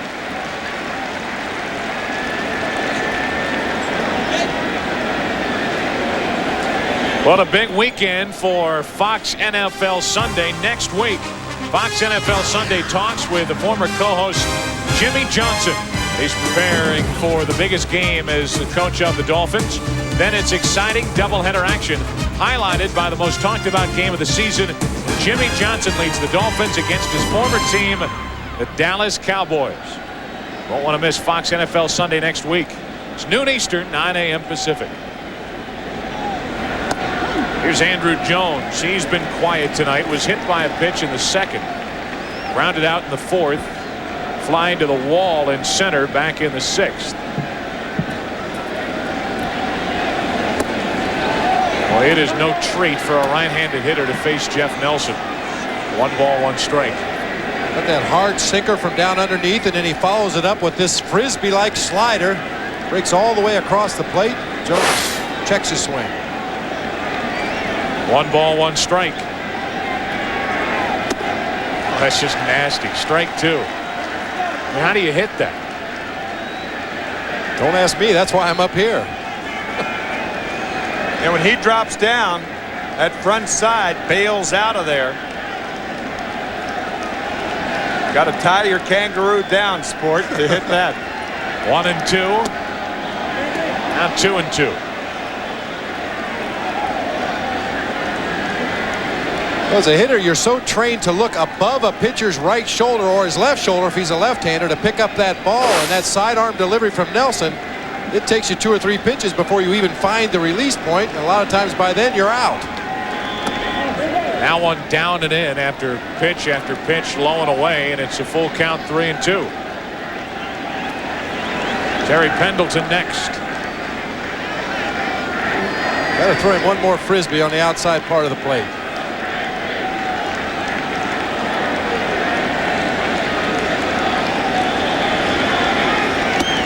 See ya. There's your frisbee, and there's your strikeout. As Jeff Nelson carved up the rookie Andrew Jones. Well, first time Andrew Jones has seen him. Good sinker right down the heart of the plate. There's that frisbee outside, a little further outside for a swinging strike. The check on another one. Now he sets up the last one. See you later. Hitters refer to those sliders as the Australian sliders because they're from down under. Andrew Jones, the at-bat, the strikeout, and now Terry Pendleton. A little late getting to the batter's box. Joe, I have always envied switch hitters in baseball because they never have to go through what young Andrew Jones just went through. Switch hitters never have to bail out. Everything's coming into that zone. 2 out, nobody on, and Pendleton, who picked up his first hit of the postseason, is 1 out of 10. with a double his last time up that went in and out of the glove of Derek Jeter and left. Behind on the count 0-1. That is foul. To that same slider, you throw it to a right-hander, and they bail out. What a blissful existence it would be from a hitter's standpoint not to have to bail out.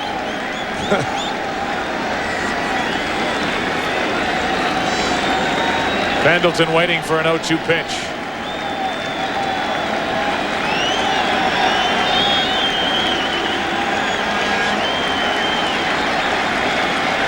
Nelson has retired all 3 Atlanta hitters he's faced. Make it 4.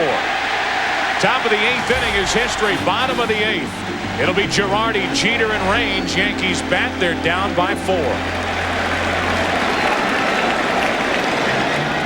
Major League Baseball's World Series is brought to you by Nissan, who reminds you that life is a journey. Enjoy the ride. By Original Coors, pure and simple, the last real beer.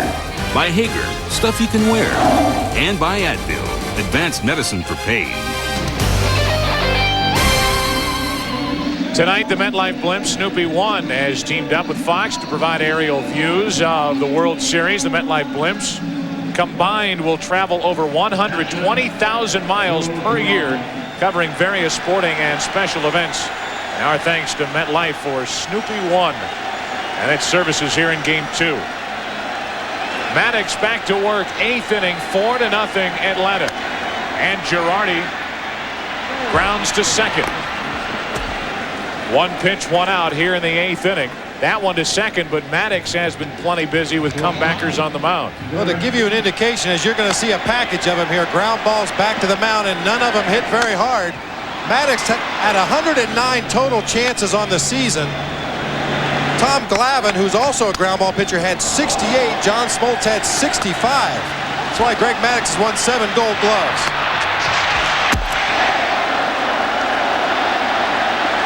Maddox watching as yet another fan is loose on the field. Another remarkable thing, and folks, this is a story. This guy's a story every time he pitches. Another remarkable thing tonight. The Yankees have 5 hits. Greg Maddux has recorded 22 outs so far. 1 out has been recorded in the outfield.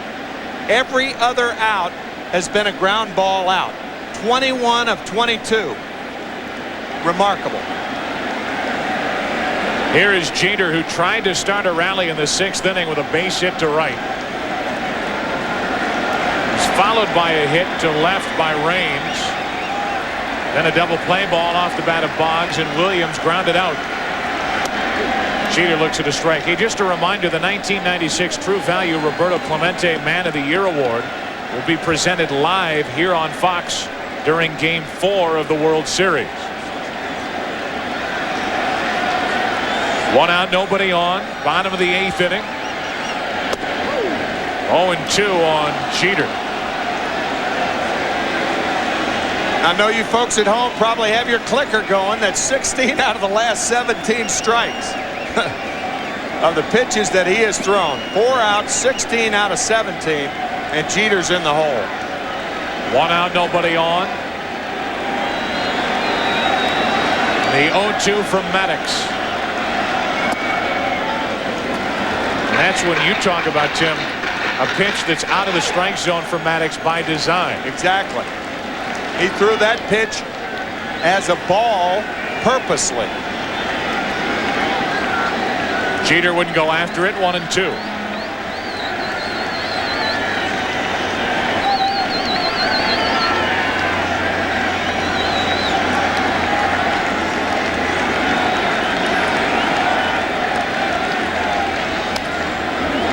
Still 1-2.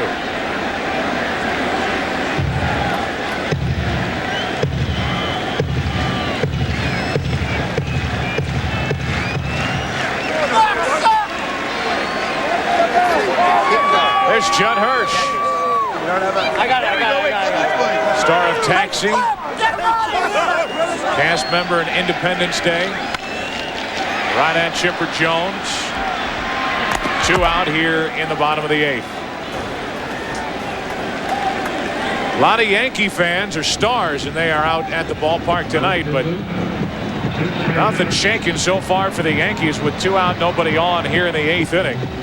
Maddox in control. By the way, the last World Series shutout was October 28th of last season's World Series as Atlanta defeated Cleveland 1-0 in Game 6 behind Tom Glavine. The Yankee offense so far in the World Series against that good pitching, 1 run in just under 2 games.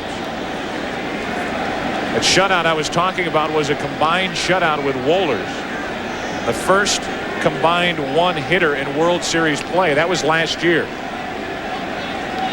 Glavine started that game, worked most of it, and he was the World Series MVP. There's strike 2 on Raines. The last complete game came in 1993. Yes, it's shocking, I know. Philadelphia defeating Toronto 2-0 in Game 5, and the complete game thrown, a 5-hit shutout by Curt Schilling.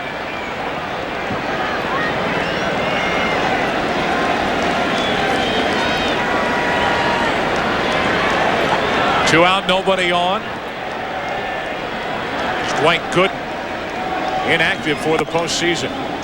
Raines wouldn't go after it. 1-2. Gooden just another piece of this 1996 Yankee puzzle that's been so fun to track. A no-hitter earlier in the year against Seattle here at Yankee Stadium. Never threw one with the Mets, but he gets it in 1996 with the Yankees. Mets still waiting for their first no-hitter. Extra special for Gooden to get it here in New York. 2 out, nobody on. 1-2 to Raines. Up the middle, a base hit. And the 8th inning is still alive for New York.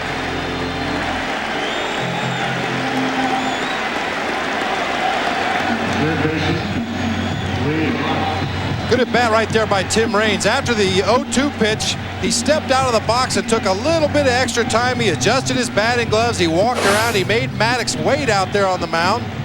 Maddox made one of the very few mistakes he's thrown in the ballgame tonight, and Tim Raines took advantage. Mark Wohlers getting ready for Atlanta just in case. Getting ready here in the 8th inning with 1 on, 2 out, and Boggs at the plate.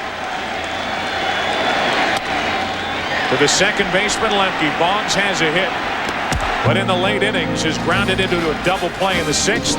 Grounds out to end the 8th. Maddox through 8. Braves out in front by 4. Part of NYPD Blue here tonight at Yankee Stadium. Well, I guess we got the Star Watch out tonight. Jimmy Smits, Dennis Franz, the real NYPD Blue. They have done a terrific job already in this series. Speaking of terrific jobs, how about the work in 1996 put out by Mariano Rivera? Numbers. You will get an argument, however. Some people think Mariano Rivera should be considered for the Cy Young Award in the American League because of his value to the Yankees and his dominance. But that will start some arguments in your local pub. Ridiculous that he was left off the All-Star team in my estimation. Had he made the All-Star team, he would have been the first middle reliever ever to make any All-Star team. Facing Luis Polonia, leading it off here in the top of the 9th inning. Pinch hitting for Blauser as he did here last night. The former Yankee struck out.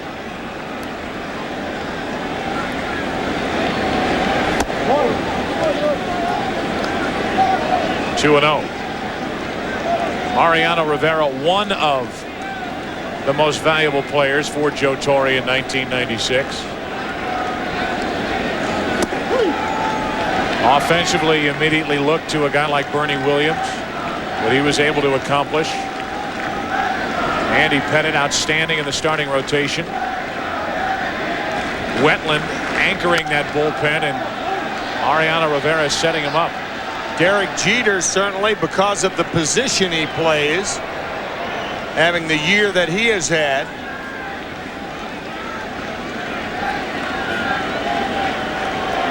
2 balls, 2 strikes on Polonia. Off the hands to second for Duncan. 1 away. Well, the senior coordinating producer of Major League Baseball on Fox and the producer of today's game is John Filippelli. Today's game was directed by Bill Webb. Videotape producers are Carol Langley and Lance Garrett. The associate director is Kathy Hunt. Pre-game producer is David Banks, directed by Jim Lynch. The executive producers of Fox Sports are David Hill and Ed Gorin. Special thanks to Steve Horn, Barry Landis, Jordy Wimmer, and everyone who has helped bring you the first 2 games of the 1996 World Series from New York, as this series now will head back to Atlanta. Even Snoopy. Even Snoopy. Yeah. The MetLife blimp. Right. Thank you.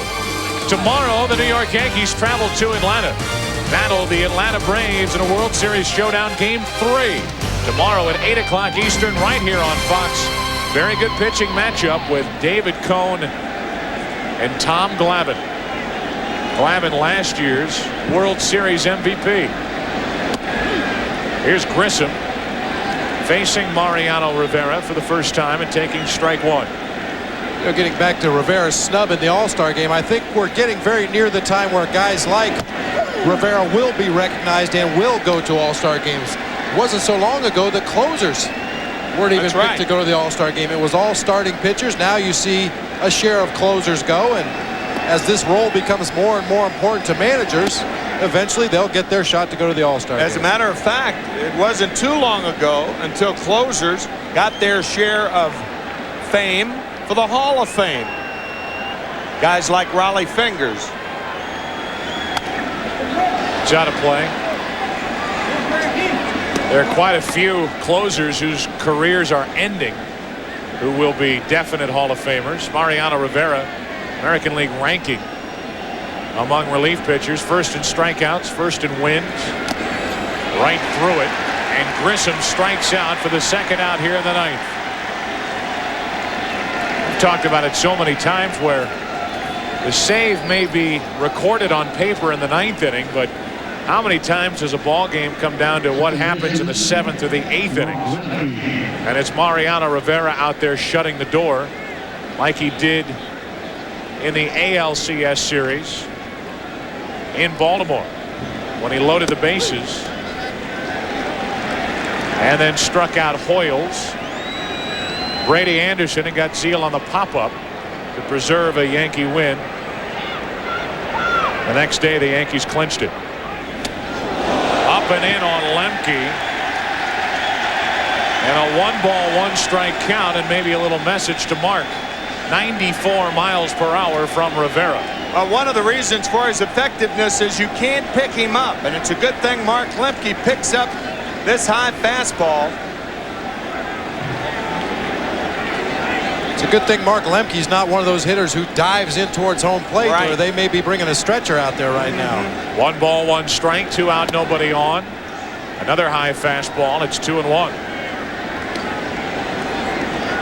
They're talking about the setup guy. I think Greg McMichael, the setup guy for the Braves, put it best. He said it's like football. We're the offensive linemen. We don't get to run into the end zone and spike the ball.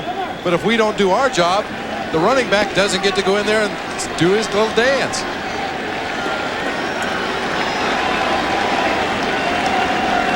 McMichael does it for Atlanta the exact opposite fashion of Mariano Rivera for the Yankees. Rivera all hard stuff. McMichael a changeup artist. Jeter flashes in, makes the play in a 1-2-3 9th inning for Rivera. Mark Wohlers looks like he's coming in. He'll pitch the 9th. Bottom half, 4-0 Atlanta.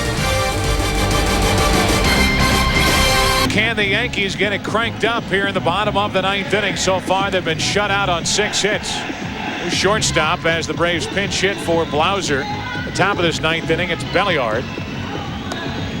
Mariano Duncan and the rest of the Yankees have seen the last of Greg Maddux for game 2 and now deal with Mark Wohlers, who has had 6 straight postseason saves. However, this would not be a save situation. Interesting, Bob, that Bobby Cox would bring Wohlers in Maybe not so interesting with that end of it, but that he would take Maddox out. Well, it's hard to argue with Bobby Cox's success he's had handling this pitching staff this year, but Mark Wohlers has not pitched for a couple of days. He's a very valuable part of that bullpen. They're going to need him somewhere in this World Series, so Bobby Cox seizes an opportunity to get him out there and get an inning of work in a situation that he will be used in before this series is all over. Two teams have won the series after losing the first two home games. Kansas City in '85 over the Cardinals, and the Mets over Boston in '86. Bernie Williams, strike one from Wohlers. So Maddox goes 8 innings, allows no runs on 6 hits, walked none, struck out 2, and hit a batter.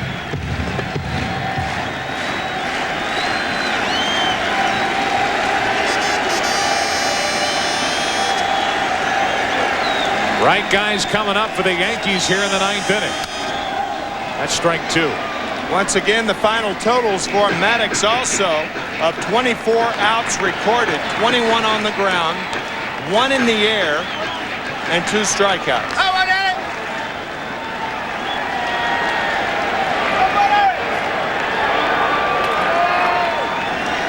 Williams, Martinez, and Fielder, with the Yankees trailing by 4 in the 9th.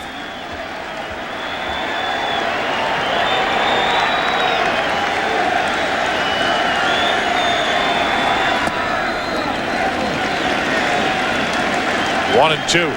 There's a split finger fastball there from Mark Wohlers. It was harder than most guys' fastball. 89 miles an hour on an off-speed pitch. Still paying attention to the left wrist area of Derek Jeter, who was hit by Maddox back in the 3rd. Appears to be all right.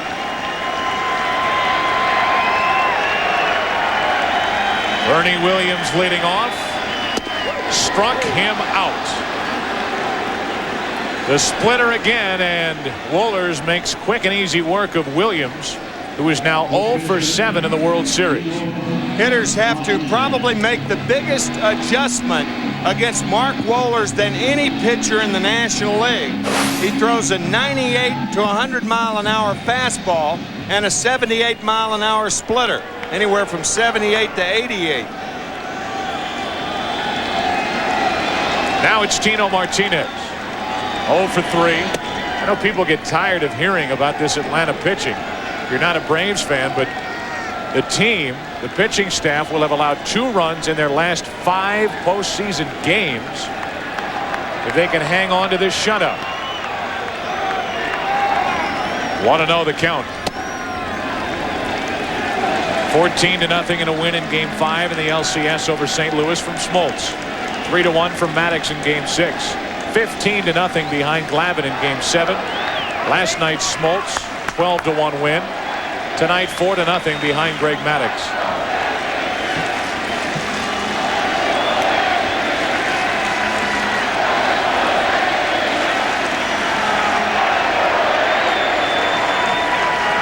Martinez taking here, I would think. 3-0. Say what I'd like to see is a game of burnout between Mariano Rivera and Mark Wohlers. Yeah. Game you used to play when you were a kid to try to force your opponent to give up. How hard can you throw? 98 miles per hour, 3-1. Mariano Rivera was hitting mid-90s during the top of this 9th inning.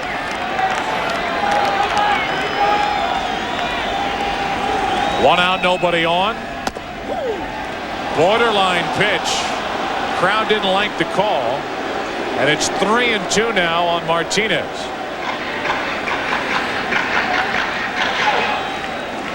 Pretty good heat there.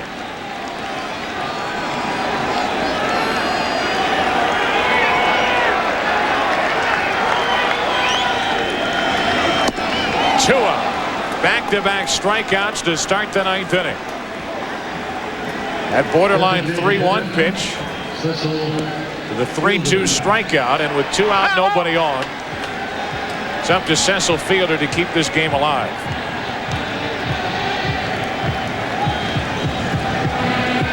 Not only do you have to make an adjustment as a hitter facing a guy like Mark Wohlers, but as a catcher facing Greg Maddux, who is not overpowering with his velocity, moving the ball around a lot. All of a sudden you're facing Mark Wohlers, or catching Mark Wohlers rather, who's rushing that ball up there upwards to 100 miles an hour. Another fan gets loose on the field. Which gives enough time to paint the picture for the Yankees, which is a grim one. They head back to Atlanta down 2-0. They will be forced to win 2 games just to get the series back to Yankee Stadium. And their hopes will rest on the right shoulder of David Cone in Game 3. They'll be matched up with Tom Glavine tomorrow night right here on Fox. And for those of you folks who may not know the saga of Joe Torre this year, his brother Rocco died in mid-June. And his other brother Frank Torre, who is hanging on our every word and our every picture of his baby brother, is awaiting a heart transplant. Matter of fact, we talked to Frank today. He called while we were in Joe's office. Joe talks to him several times a day. Frank, a great first baseman for the Milwaukee Braves back in the late 50s, played in the series in 1957 and 58. That ran in the Torre genes. Great hands. Right.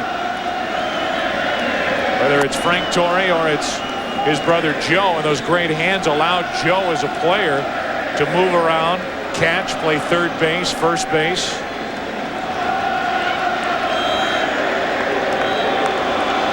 Want to know the count on Fielder, right through it, 1-1.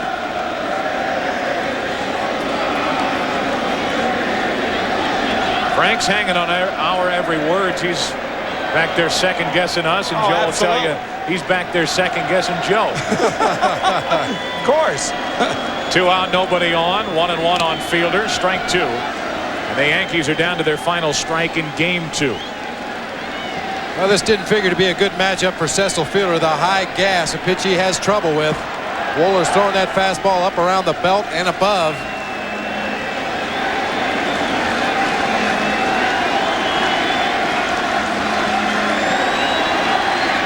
Bases empty behind Wohlers. Into right center field, and the game continues. Fielder a 2 out of 4 night. A hit in the 7th with 1 out, a hit in the 9th with 2 out. The game continues for Paul O'Neill.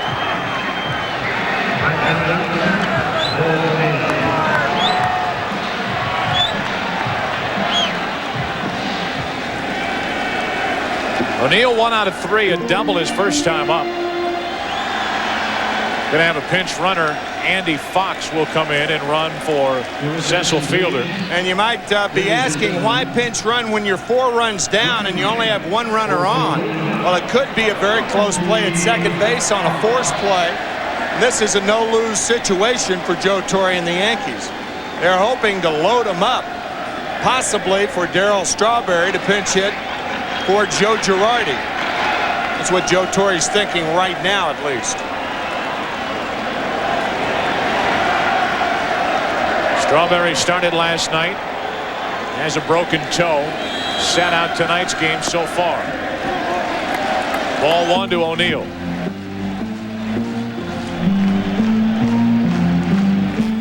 Back in the 2nd inning, the only extra base hit tonight for New York.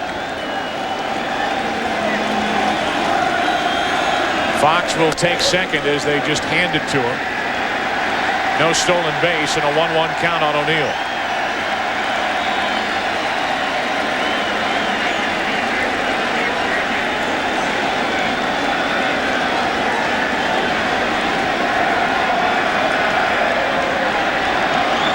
Now a base hit could break up the shutout.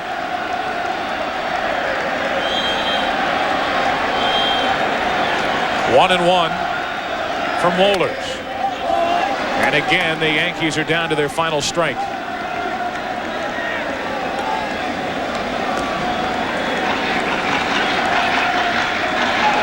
This series heads back to Atlanta for Game 3 tomorrow night, 8 o'clock, right here on Fox. David Cone for the Yankees and Tom Glavine for Atlanta.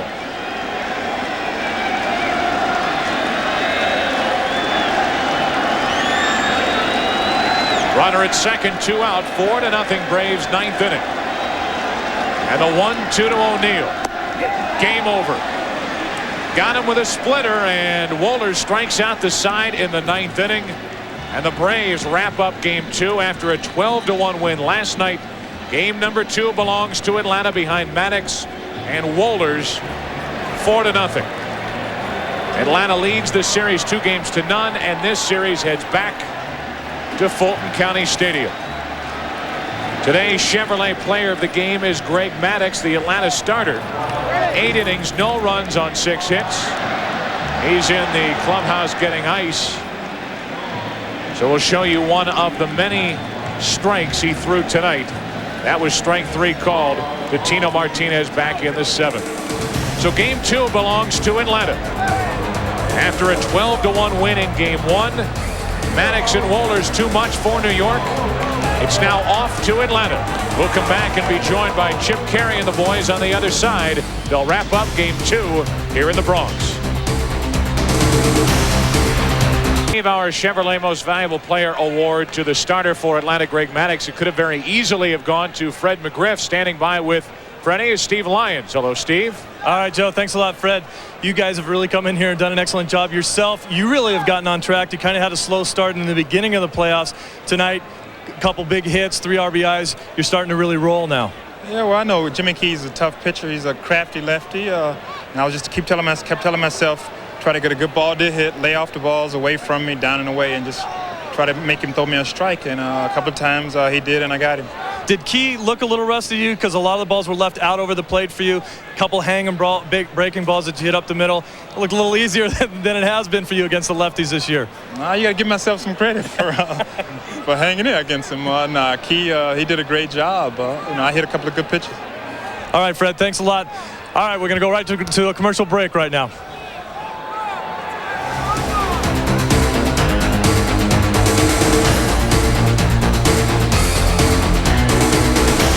Is this the final game of the year at Yankee Stadium? We don't know yet, but we do know this. The Atlanta Braves have taken a 2-0 lead over the Yankees here in the 1996 World Series. Today might have been the dog days for New York as the crime dog Fred McGriff knocks in 3 runs and the mad dog Greg Maddox for the Atlanta Braves pitches 8 shutout innings. The task gets very tough now for New York. They have to win 4 of the next 5 games starting in Atlanta. And they have a tough left-hander to face, and the Yankees have struggled against southpaws. It's David Cone against Tom Glavine. Game 3 tomorrow from Atlanta's Fulton County Stadium. We're on the air at 8 o'clock Eastern, 5 o'clock Pacific with Game 3 of the 1996 World Series. Tonight's game goes Atlanta's way. Final score, Braves 4, Yankees 0. For our entire crew, this is Chip Carey from the Bronx. Thanks for joining us. We'll see you tomorrow night.